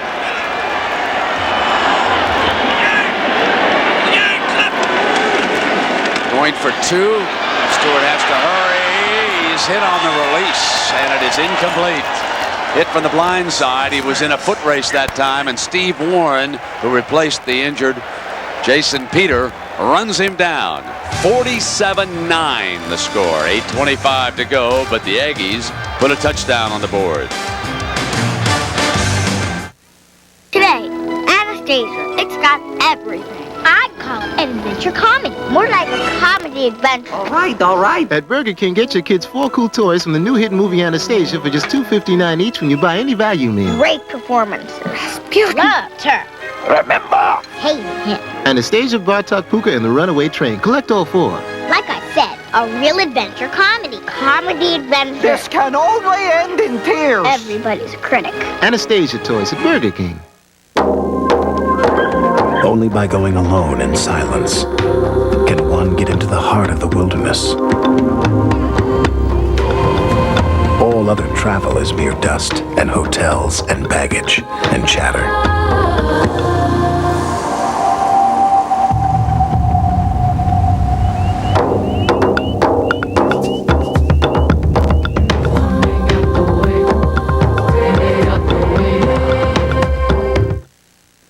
There comes a time when you realize you've come about as far as you can on your own.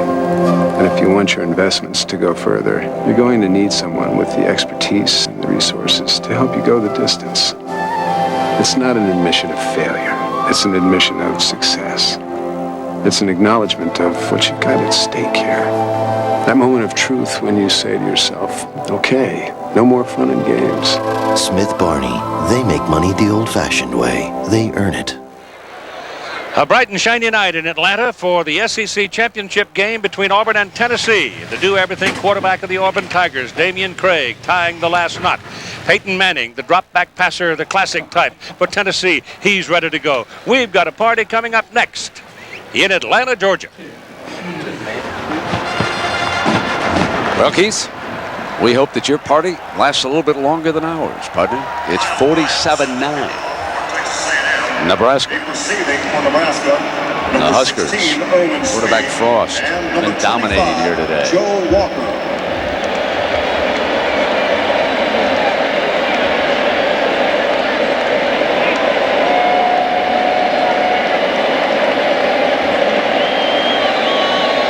Watch for the onside kick now. Kyle Bryant. It's the high bounce. Picked up. Aggies have got it. Nat Wynn scoops it up and loving every moment of it. It's a great play by Dat Wynn, but the bounce is absolutely perfect by Kyle Bryant. Up in the air, Bobby Newcomb has got to charge that ball to make the play in the air, and you see Dat Wynn knows that you cannot advance a recovered onside kick. Although he returned one, for his team against a team that was kicking the onside kick for a touchdown. So pretty heads-up play by Dat Wynn. Ball near midfield. See if they can find Spiller again. They got him in the slot. Fires to the outside man, complete, and suddenly the A&M receiving game. That's Leroy Hodge getting the job done. Jackaroot.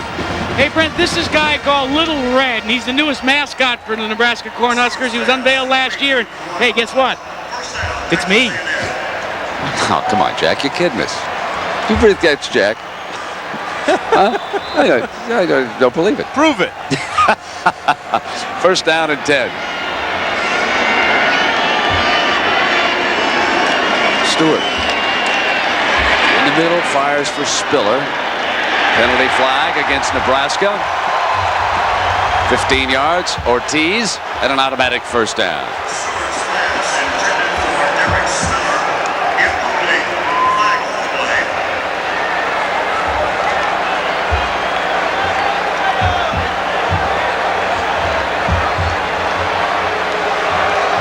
They're going to get Ortiz for pass interference. It was another one of those late flags.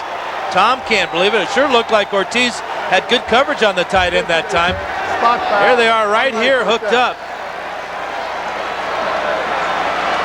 Boy, I'm not sure that that's pass interference. The official must have seen the right arm contact there, but he certainly didn't affect Spiller's effort to the football. Is that the back judge again who threw that? You betcha. First down. Stewart in trouble. Going down in a heap at the 35-yard line, Joe Walker. There's number 25, the freshman Rover. You won't see a safety blitz executed any better than that one. Joe Walker came in totally free. Now we will find out the truth. We will find out if he really, it was Jack. Look at what he will go to. Get on camera. Isn't that something? Stewart. Fires complete. Should have just gone out of bounds. Instead, he kept battling for that first down. Bumgarner's been on fire ever since he dropped that one pass. That's a 20-yard gain for the young man. And that's the Aggie spirit. Never say die, regardless of the odds or the score. That's as good an effort as we've seen all day long. Check this one out.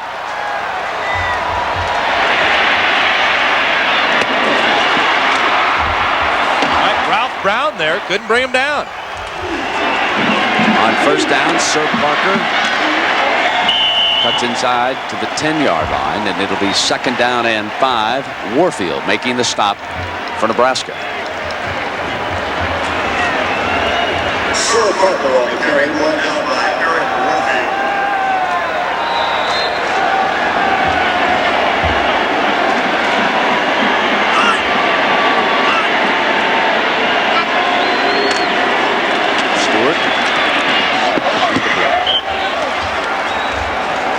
Stewart's pass intended for Derek Spiller, incomplete.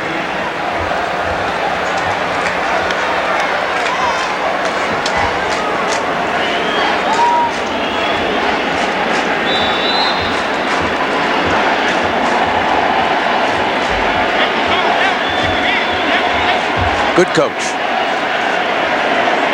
Charlie McBride, their experience is just fantastic. They've seen it all. 3rd and 6.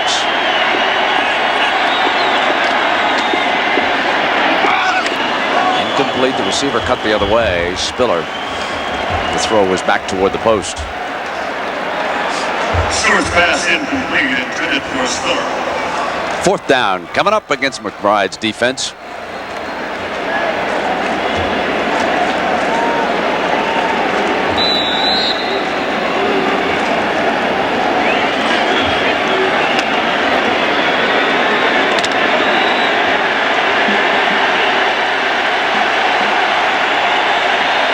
Receivers as Spiller's off the line to the left. incomplete. Good coverage that time by Walker again. Yeah, another one of those true freshmen. Although at this point of the season, there are no true freshmen out there. 12th game of the year, and number 25, Joe Walker's going to make this play on Dan Campbell. Ball control drive for the Huskers coming up when we return. My hands were steady, my eyes were clear and bright. My walk had purpose, my steps were quick and light. And I held firm to what I felt was right, like a rock. I was strong as I could be, like a rock. Today's the day. Nothing ever got to me, like a rock. I was something to see, like a rock. Like a rock, standing arrow straight, like a rock, charging from the gate. Like It's that time of year. Happy holidays. in the way, like a rock, From Chevy Truck. like a rock. Let's see. It says here you're lazy, highly unmotivated. You have a problem with authority. Yeah, I've got two references that proves that. Well, the only thing I can say is, you demand! You demand! For the great taste that won't fill you up and never let you down, make it a Bud Light. Technically, I can't give you a raise yet. You're right, policy, schmolicy.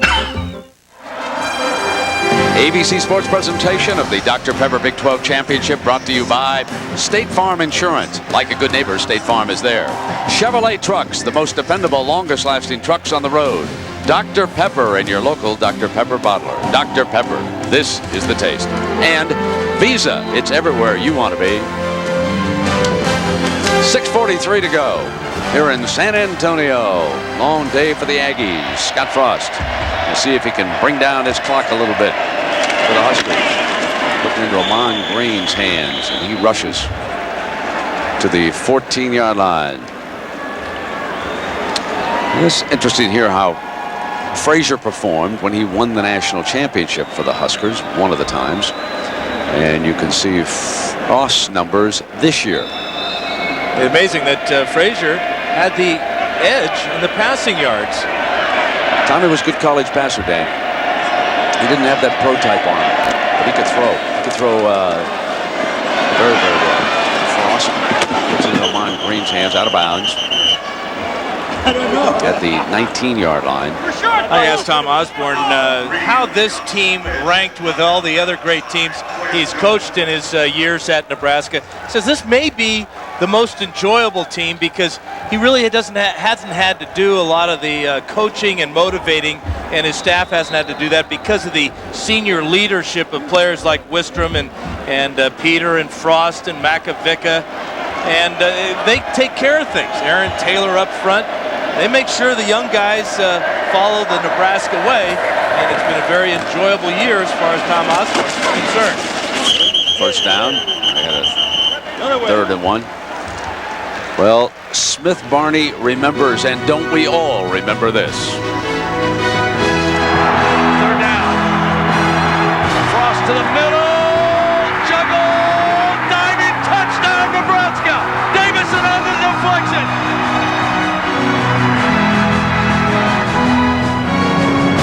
I talked to Scott Frost about this play just yesterday, and he said, you know, Dan, I did hit Chevin Wiggins right in the chest with that pass. He was kind of hoping that Wiggins would have made the catch on the first delivery. I think Wiggins should have selected for our national soccer team over in France, where we're going to fumble. A hot potato down there, folks. Nobody wanted it, and finally the Aggies come up with it. That was Flemons. He's a freshman from right here in San Antonio, Ronald Flemons. So there's a nice moment for the young man. Again, a lack of concentration by Ahman Green. Fumbled last week against Colorado and fumbled twice today. This one he doesn't get back. Randy McCown checks in at quarterback here for the Aggies with 5:26 to go. He's a sophomore from Jacksonville, Texas, 6'1", 212. His numbers. He'll get a chance now to put it up against this Husker defense. From the shotgun, low and incomplete.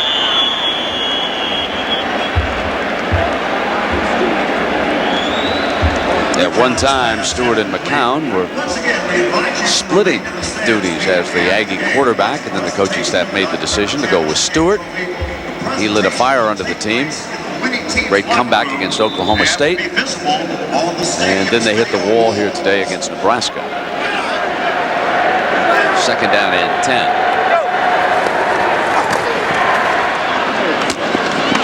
Caught at the 25-yard line. Chris Cole.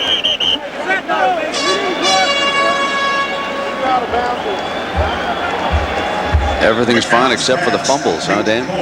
Yeah, and remember one of those controversial touchdowns back there, and was that the second quarter that you were all over, calling his knee out of bounds before he broke the plane. Tough day, though, for this guy, Brandon Stewart.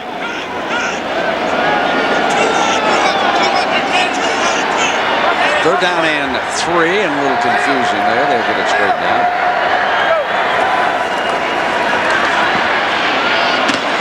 Screen. What a strong run by Hardeman. Yeah, he ran over Erwin Sweeney, and Sweeney's still down with a shoulder injury.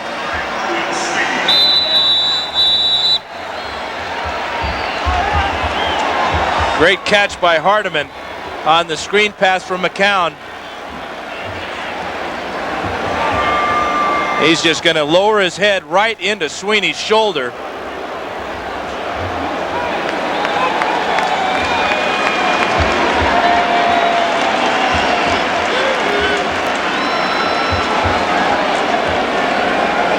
Ball just shy of the 10-yard line for the Aggies. Another freshman, Texas, in that defensive backfield. McCown fires, dropped at the 2-yard line, so it'll be second down. Cole let that one slip through his hands, eh? Peterson, the defender, number 11. The coach is using all the reserves now here as time winds down on the championship game.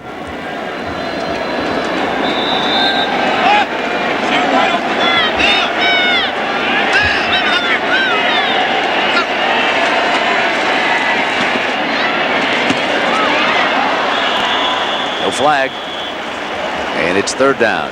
McCown's real lucky that number 2, Brandon Harrison, didn't pick that one off. It was a hook pattern out there to Leroy Hodge, and Harrison really, as this one comes right at you, breaks in front of the receiver, number 2 right there, and almost picked it off.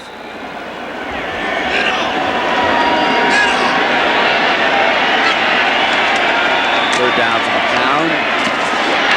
Deflected at the goal line, incomplete by Finley, Clint Finley. His daddy, a high school football coach. But he was turning around looking at that back judge, wondering if the flag was going to come out. Looked like a real good play as he took it away from Dan Campbell, knocked it away at the last minute.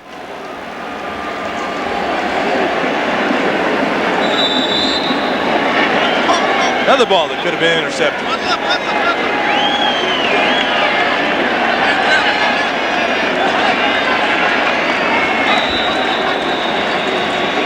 Timeout. The Aggies prior to their 4th and 10. So we'll take a break here from San Antonio and come right back. Hasn't been an issue for a long time.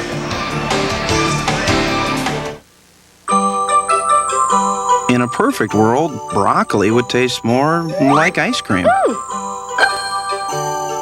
In the real world, Diet Dr. Pepper does taste more like regular Dr. Pepper. It's the taste you've been looking for. Before planning your next getaway, call Thrifty Car Rental at 1-800-4CARS. We're right in your neighborhood with great rates on great cars. For a limited time, rent a compact car for only $29.95 a day. But at that price, they're going fast. So call Thrifty now at 1-800-4CARS or your professional travel agent. It's quick, it's easy, and best of all, it's thrifty. I want my baby back, baby back, baby back, baby back, baby back, baby back, baby back. I want my baby back, Chili's baby back rib. I want my baby back, Chili's baby back rib. Barbecue sauce. I want my baby back, Chili's baby back rib. I want my baby Chili's baby back rib. Barbecue sauce. I got my baby back rib. Chili's grills like no place else. The new Wizard can remove grout, clean a golf club, sharpen tools, cut right through this screw. Soon your TV will have over 500 channels, almost enough to show you everything the new Wizard can do. The new Wizard, built by Black & Decker. Folks over here in the stands, now you see if you've got a son or you got a brother or sister, see, that's Mr. McFarland. That's Octavius' dad down there. Now, look at, there's the Chris Brown family right there. See, now there's Zadisca. That's Pops. He went to an Orange Bowl, so he's got that logo there. There's Mrs. Wistrom. Mom, you wear the name of your child on your jersey in your Nebraska fan. That's really cool. Fourth down now for the Aggies. McCown fires, diving, catch in the end zone. Touchdown, A&M. A penalty flag. Holding against the Aggies. It's coming back. So hold on, everybody. No touchdown, and the parents down here in front of me are up cheering over that call. That's the kind of day it's been for R.C. Slocum and the A&M Aggies. Make a great play in the end zone by Aaron Oliver. And it's all coming back. Holding on the offense. 10-yard penalty. Repeat fourth down. Good job by McCown avoiding the pressure here. Oh, Mrs. Wistrom said they were tackling my son when he was coming in. You got to throw the flag on that. I could see her up right down here in front of me. She was yelling on that play. Out of the way, Mom. You know, the moms are only, you know, there's 22 guys out there, but moms are only looking at one. That's right, man. She's watching it. Get out in there now. She's fourth down on the 25-yard line. Double team Wistrom. Dives through again and pressure from the other side. This time they get 84. Mike Rucker. And Rucker right here, he's going to be a star next year. He's got 7.5 sacks this year. He didn't get the double team that Wistrom did. He got the quarterback. These moms and pops and brothers and sisters over here. It is a Nebraska family that supports Coach Tom Osborne and the Cornhuskers. Traveled to all the road games. We've seen these families, Missouri and Boulder, Colorado. They go with the Cornhuskers wherever they go. Sims checks into the game to the 37-yard line as the Cornhuskers and all these families get ready to go down into the South Florida area. Jay Sims on the carry. Who knows who they will wind up playing. If form holds tonight and Tennessee wins, then Tennessee would be playing Nebraska, it appears, down in the Orange Bowl. You got to hold on, because if they are not impressive tonight, who knows if Florida State can jump them. Frankie London checks in as the Cornhusker quarterback, and Correll Buckhalter is the running back. Fumble by the fullback, and it's picked up by the Aggies. Touchdown, Texas A&M. Jason Glenn, a freshman linebacker, scoops up the fumble and dashes into the end zone.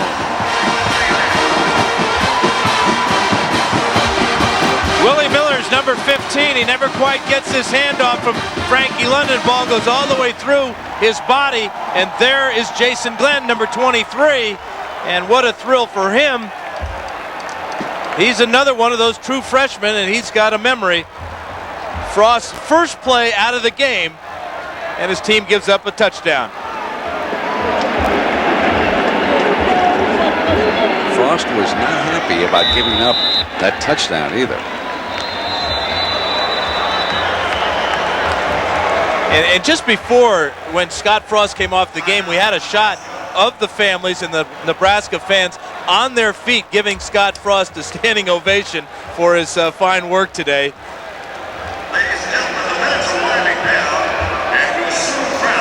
Well, let's take a break and check in with John Saunders in New York. John? Well, guys, coming up, it's the SEC Championship game presented by Dr. Pepper. A couple of great quarterbacks, although, Todd, you think it could come down to the running game. I think this is why Tennessee has the edge. Jamal Lewis averages 112 yards a game. Auburn only 82 yards a game rushing as a team. It's all coming up right now. Back to you, Brent. Very much. 3.5 minutes to go here, and you know, some more of our fine crew. We should check our technical director, Doug Schmidt. He slips off and does a little golf on us every now and then, but for the most part, Dougie does pretty good with his fingers down there. You know, he keeps them honest down there in the truck. And of course, our associate producer, great football fan, always nice to have him, Patrick McManus, as we watch the 2-point conversion here for the Aggies. Picked off and knocked down. Wistrom was over there on the corner, nothing doing. Our associate director, Russell Brooks. Our production manager, Beth Giuliani Gatto. Our technical operations manager, Jay Gleason. Assistants to the producer, Elizabeth Reel, Brian Lockhart, and our spotter, spotting hurt today, Brian Mobilson. Timeout, San Antonio. There's a medical emergency, but no hospital. What do you do? Build one. Leadership. Learn it now in the Army Reserve. Use it now in your career.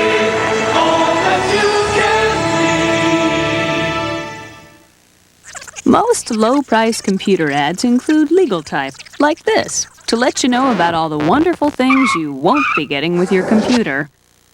Now this system includes everything you need to get started: printer, monitor, and software. It's only $14.99 plus shipping and tax. And best of all, it's from Gateway. Gateway computers feature Intel Pentium processors. Call us at 1-800-GATEWAY and we'll build one for you. You can keep your car looking clean, but you got to keep your engine clean too. Newly formulated Valvoline DuraBlend motor oil is a synthetic blend that suspends the dirt, unburned fuel, and water that cause harmful deposits and reduces oil burn-off. DuraBlend protects vital engine parts, so your engine runs cleaner and better longer. It outperforms all leading conventional motor oils because a car can look great, but it's what's inside that counts. Valvoline DuraBlend. In a perfect world, your cooking would taste more like your mom's. Woohoo! In the real world, Diet Dr. Pepper does taste more like regular Dr. Pepper. It's the taste you've been looking for. Well, the Aggies have made it respectable as far as the second half is concerned, outscoring the Cornhuskers, but it got out of hand on them early, and it was just too far. With Kyle Bryant, let's see if he can make another beautiful onside kick. This one short of the 10-yard, picked up by Brown on the run, man, and he took it on the fly, didn't he? Did not hesitate. Stepped right in there. Says enough of that onside kick business. Remember, Colorado hit one, almost another one. Here today it was Texas A&M. And the difference between Brown, the way he played it, and the way Bobby Newcomb played it is Brown didn't wait for it to go 10 yards. He attacked the ball, made the recovery on the fly, and almost took it all the way in. Gate and Sims are the running backs. They are behind London, the backup quarterback.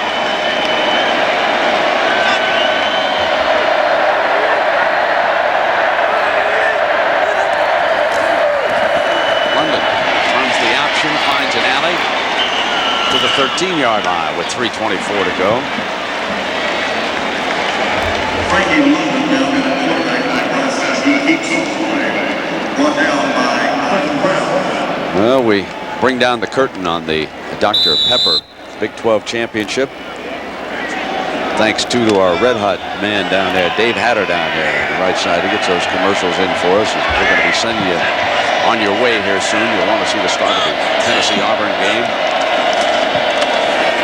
Straight ahead, Legate, junior fullback. And Nebraska tried to put one more touchdown up on the board and get that one back.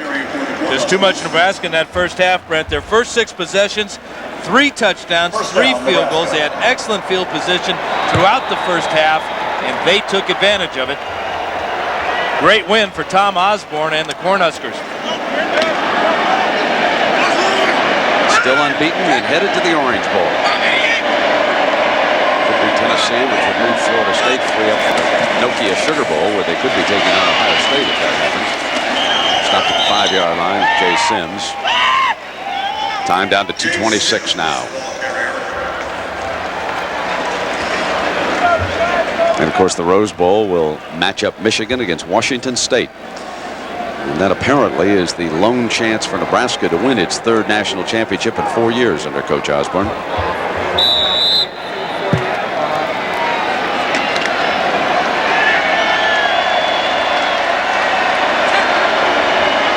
Frost watching and hoping that his teammates can put 6 more up on the board. Negate again.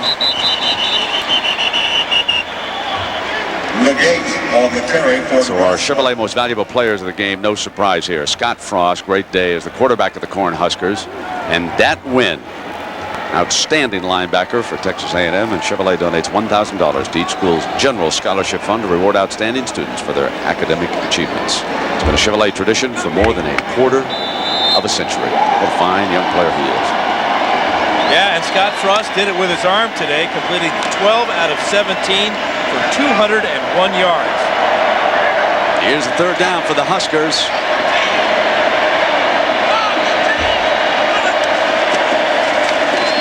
London going to keep it into the end zone. Touchdown, Nebraska. They put the capper on the Dr. Pepper Big 12 Championship. A year ago, heartbreak. 4th down and inches. The pass by James Brown to the tight end. Denied a chance for a national championship. A year later in San Antonio, Nebraska storms all over Texas A&M. Puts a big 50 up on the board. Tom Osborne now walks the extra point that could make this one 54-15. Ted Retzlaff will attempt this one, so they'll switch over and have a left-footed kicker. And it is good, which means our score, Nebraska 54, Texas A&M 15.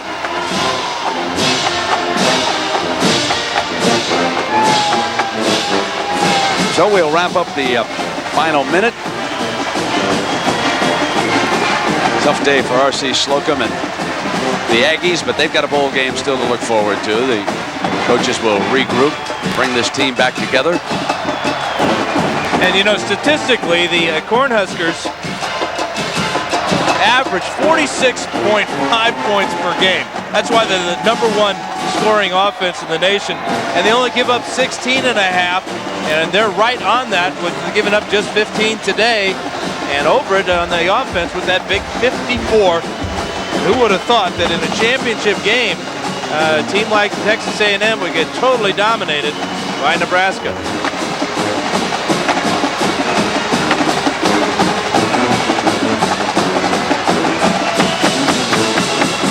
Nice man.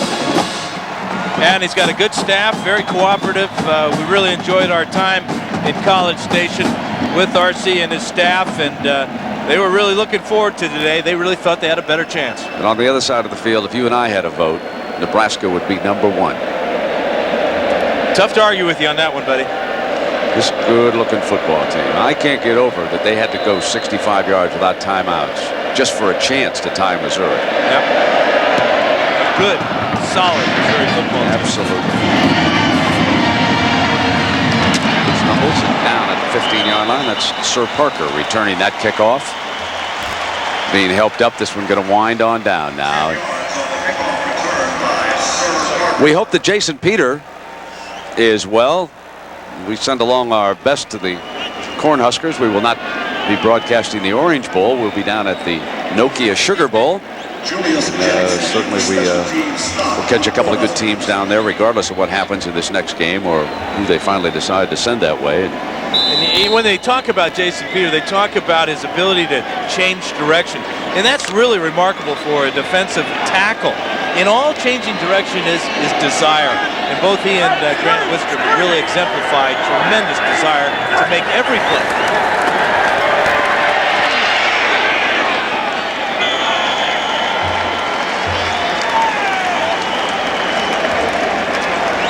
Only 2 undefeated teams left. There's one of those freshmen you were talking about, Kyle Vanden Bosch. He putting the Vanden Bosch on McCown. And the Huskers go to 59-3 over the last 5 years. Think about that one for a minute. They wrap up this, their first Big 12 Conference Championship. And the ball is complete at the 31-yard line. Leroy Hodge, the receiver.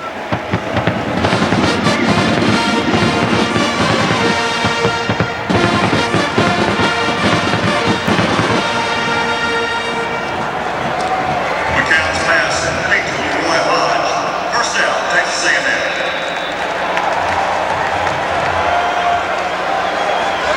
Final half minute. And Dan, I think you agree with me that San Antonio did a wonderful job of hosting this game, and hope to see the Dr. Pepper Big 12 Championship game again back in San Antonio. Absolutely. This is a wonderful city. I really enjoyed the Riverwalk. The parade this morning, I got to tip my hat to the Aggie band. They were awesome. Great wake-up call, having them drumming their way down the road. That's some side of them when they show up. Oh, glad they're on our side. I think Reveille left early. Couldn't take it any longer.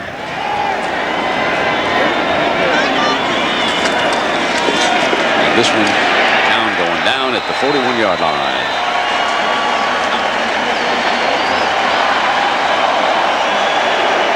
Final few seconds. Tom Osborne in Nebraska, unbeaten, and heading to the Orange Bowl. Coming up next, the SEC Championship presented by Dr. Pepper, Tennessee and Auburn. For Jack Arute, Dan Fouts, I'm Brett Musburger. So long, everybody, and congratulations to Nebraska. You're watching ABC. Listen up. I have been to the edge and back, and I will tell you what I've learned. What I have learned is you don't need outer crust. Introducing the Edge Pizza from Pizza Hut, a new pizza with no outer crust, so the toppings go right to the edge. I have been to the edge and back. Joe and 16 pieces of pure pulchritudinous toppings. Have you been to the edge? Try any of the Edge recipe pizzas and get a second medium for only $6, only at Pizza Hut. You're watching the Nebraska Cornhuskers on NTV. So Nebraska, the champions in the Big 12, they're headed to the Orange Bowl. Can Tennessee join them there? We'll have the SEC Championship, Tennessee and Auburn, coming up right after this. Big clearance events usually clear out of what you came in for. Got racks of this and this. Why is getting the exciting, different stuff such a big deal? Should be a non-event. There's a great selection of excitement in store at your Pontiac dealer. And now with 2.9% APR financing, you can get average finance savings of over $2,100 on the driving excitement you want. Glad I beat the rush. Oui, tu as la chance. Yeah, I love chicken. Get great value and selection at your Pontiac dealer. See one today. So Tennessee trying to get the win to join Nebraska in the Orange Bowl. Right now, let's get you out to the SEC Championship. Spare the lean muscle mass we've worked so hard to get. So whether we're training or playing our toughest rival, we want an edge. Personal edge can make the difference. Call toll-free now to order. 1-888-357-3343. She may not have mastered the finer points of hedge trimming. And she didn't get the lead in the musical put on by the Community Playhouse. But around here, she's still a star. You see, she's the local Farm Bureau insurance agent for auto, home, and property protection, and for life insurance that can help protect your family's financial security. Call your Farm Bureau insurance agent today. Living beside you, working for you. With Nebraska leading 37-3, the Big 12 championship has pretty much been decided, but there are still 2 quarters of football left to be played, so let's get back to the game. Nebraska kicked off to start the ball game. Tom, you would get the ball to start the second half. Unfortunately, you would not keep the ball very long on this drive. No, we had a turnover, and you know, one of the things we really wanted to do is to try to play the rest of the game without a turnover, and as we'll see here, we did not do a good job of that. We were going to come very close to the first down on the play, and coughed it up, and so they have great field position, and Grant Wistrom almost made a great interception there on a screen pass, and it's fortunate that he knocked the ball away, because it might have been a big play had they completed it. So we hold here, and even though we gave them good field position, they couldn't take advantage of it.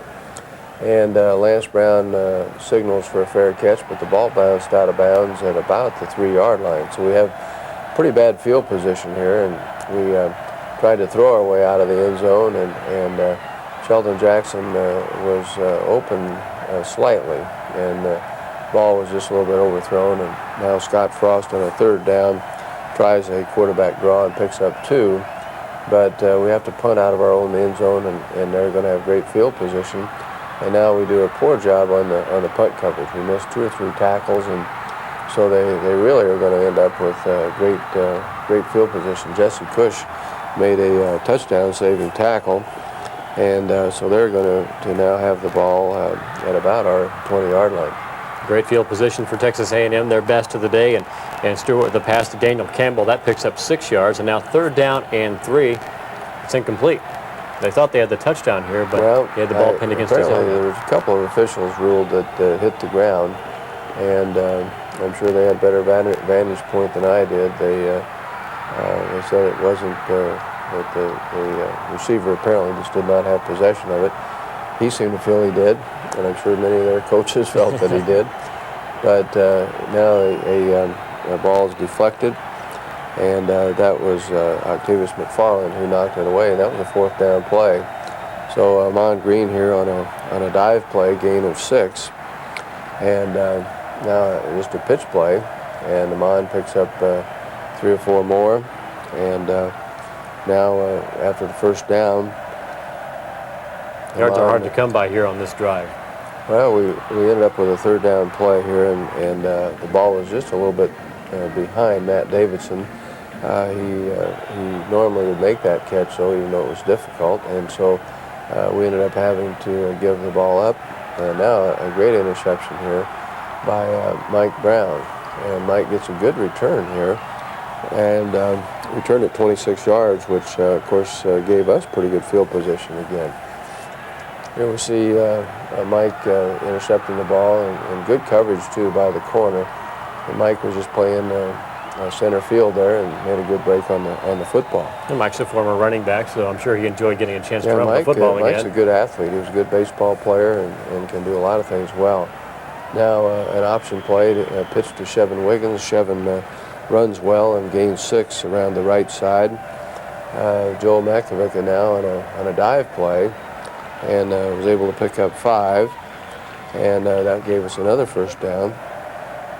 Now we have a 3rd down situation here, and Bobby Newcomb didn't break quite where Scott thought he was going to break, so we ended up having to kick a field goal here after the incompletion. And Chris made this by a long way, too. Yeah, it was a 44-yard kick, and Chris has a very, very strong leg, and of course he was very, very accurate. And he wanted to do well in front of the home folks, too. Well, yeah, he's from Texas, and now they get a little bit of running room here and pick up a 1st down. That was Parker with a gain of 9. Clint Finley on the tackle. Parker led Texas A&M, by the way, with just 28 yards rushing, so you really shut them down in terms of the run. Texas A&M as a team just had 13 yards in the ball game. Well, they had been averaging, I believe, around 230 yards a game on the ground, and there's a hard hit there by Eric Johnson, but Parker still managed to pick up 10 before Mike Brown made the tackle, and now Brandon Harrison makes the stop. Gain of 5, Baumgartner catching the ball. Now another little hitch where we really had a little bit of a mistake in our coverage, and that was what known as a hot receiver, because he was uncovered. And then he threw the ball at one of our players, and of course that that ended that drive, because that's a 15-yard penalty. And that was on a 4th down and 4 play. Yeah, and they already had a penalty previous to that. I think they had one of their linemen had moved, so it ended up being roughly about a 20-yard penalty, and that really hurt them at that point. Now we're in a double wing set, and Scott does a nice job of picking up about 6 yards on a quarterback keep play. And virtually an identical play, picks up 7 yards. That picks up a first down. Yeah, Scott is really a fairly powerful runner and has done a nice job. Now Bobby Newcomb on a reverse, we're trying to throw the ball here, and he really had a receiver in pretty good shape, and we told him don't throw the ball unless he's wide open, but we thought maybe he should have thrown the ball there, and we got called there for a clip. So put us in a long yardage situation, and Joel Makovic makes a nice catch and a great run here, and the ball was stripped out of there, and so we have our second turnover of the half, and are in great field position and look like we're going to score again there. I know you said you were surprised by the final margin, but to win 54-15 and fumble the ball 5 times and lose 4, that's a pretty rare thing to do. Yeah, that was, you know, if I'd known we were going to go -2 turnovers, I'd have said we had no chance to win. But here, an incomplete pass and pretty good coverage by Harrison. And now try to throw the ball to Taylor. And Lance Brown, this is going to be another coverage here by Harrison, I believe, who played quite a bit in the ball game at corner, and very tight coverage there. And then this, I believe, is the fake punt coming up here, where Lance Brown was able to help break it up. And 4th down and 3 was the play. Did you expect him to go for the fake punt in this situation? No, not really. That's why we were in a safe punt. You know, we thought it might be a possibility, but usually when you show that you're in a safe punt, you got all those people lined up near the line of scrimmage, they don't do it, but they heaved it down the field anyway, and Lance played the ball well, and we came out of it in pretty good shape. And Nebraska comes out of the 3rd quarter in pretty good shape. After 3 quarters of play, the Huskers lead at 40-3 over the 14th ranked Aggies. Stick around, we've got the highlights of the 4th quarter right after this. For its size, a Dodge Dakota can carry and tow remarkably heavy loads. It's probably because the price doesn't weigh it down.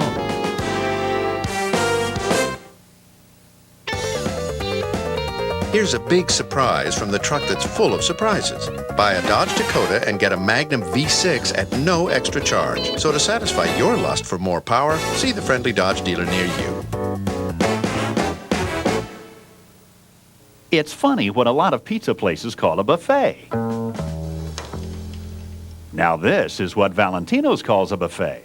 Valentino's lunch and dinner buffets have more than 60 homemade entrees and salad bar items, lasagna, spaghetti, and other pasta dishes, fresh salads, desserts, and of course our award-winning pizza.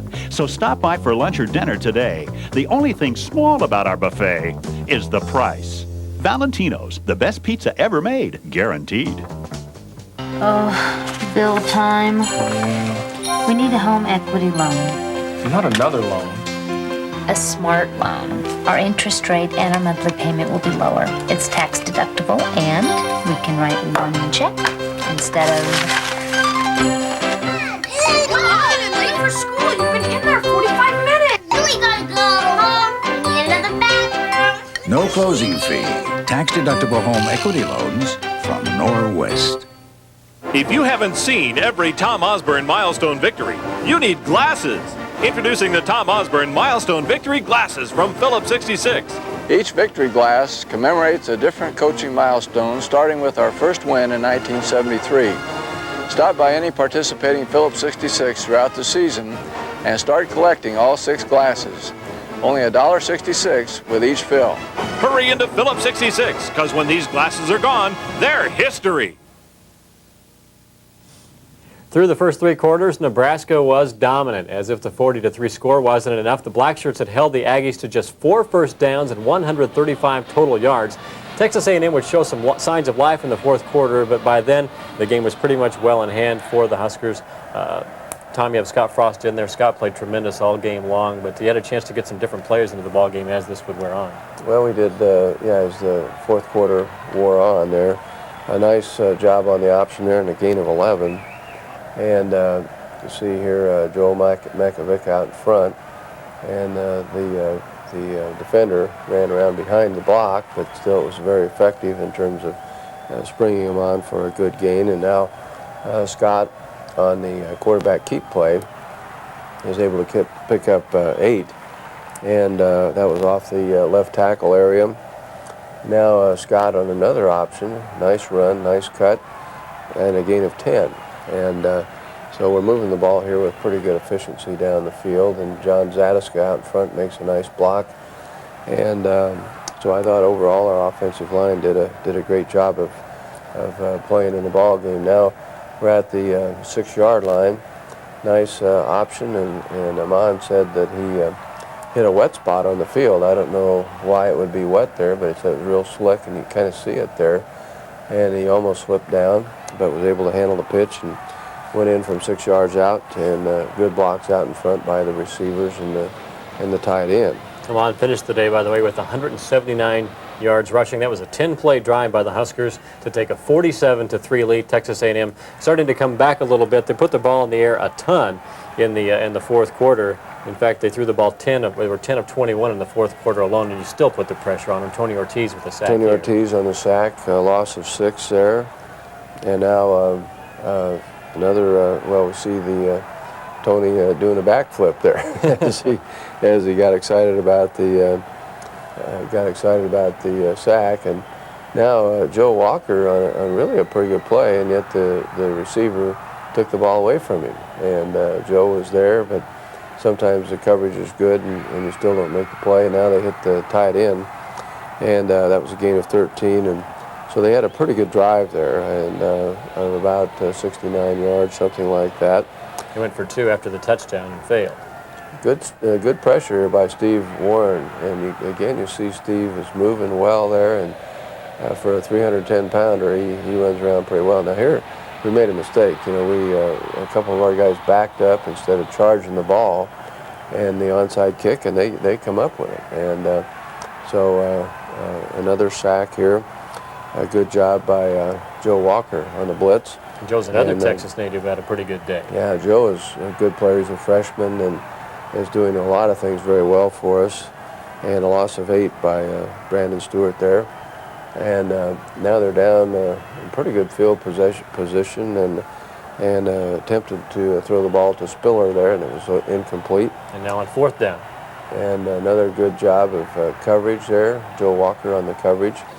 And so we kind of stiffen up and hold here. And now we turn the ball right back over to him. We had a nice run here on a draw, and the ball was stripped loose by Ahman. They were going after the ball, and of course you just got to take care of the football in that situation. So they have great field position here again. Our defense comes in, does a nice job. Brandon Harrison, a good break on the ball, and I was glad to see Brandon make some big plays in the game. Now a nice play across the middle. That was Finley, Clint Finley, who broke up the pass intended for Campbell. And now another throw, and this time they were able to complete it, but they were also called for holding. Grant Wistrom was held in the backfield, so that put him back quite a ways. And now a great job here by Mike Rucker getting a sack on McCowan, and that was another loss of 6. They've gone to their backup quarterback. McCowan's seen a lot of time this year behind Brandon Stewart. In fact, they've shared playing time at times throughout the year, but you were relentless on him, on McCowan, Stewart, whoever the quarterback was against the Aggies. They didn't have a lot of time standing around and think about what they were going to do. And now we've substitute in here, and Frankie London's in the ball game, and somehow or another Willie Miller did not get a handle on the football, and so they run the fumble in, and that was really discouraging. You know, you think you got the thing put away, and then it was kind of shades of Colorado again.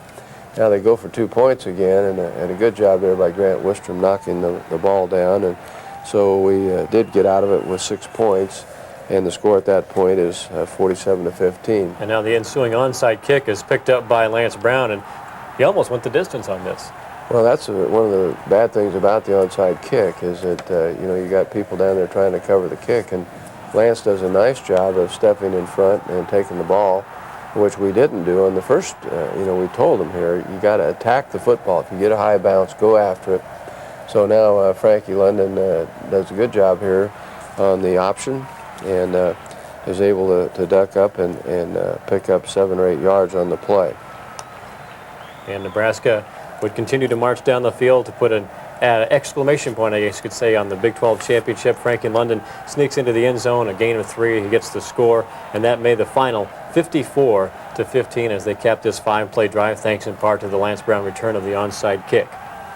Well, we got to play quite a few players there, maybe not quite as many as we would have liked to have, but I think most of the 66-man travel roster got in the ball game, and now with time running down, you see a sack there by Kyle Vandenbosch, a true freshman who came in there and did a nice job and sacked McAllen for a loss of 4, and that was pretty much the end of the ball game. Defense dominated, and the defense gets the final point in the game with the sack. Well, Nebraska wins it impressively and decisively, 54-15 over Texas A&M. For Nebraska, it's the school's 42nd conference crown and the 13th in the 25 years of the Osborne era. Coming up next, we'll go inside the Husker locker room and hear from the Big 12's best.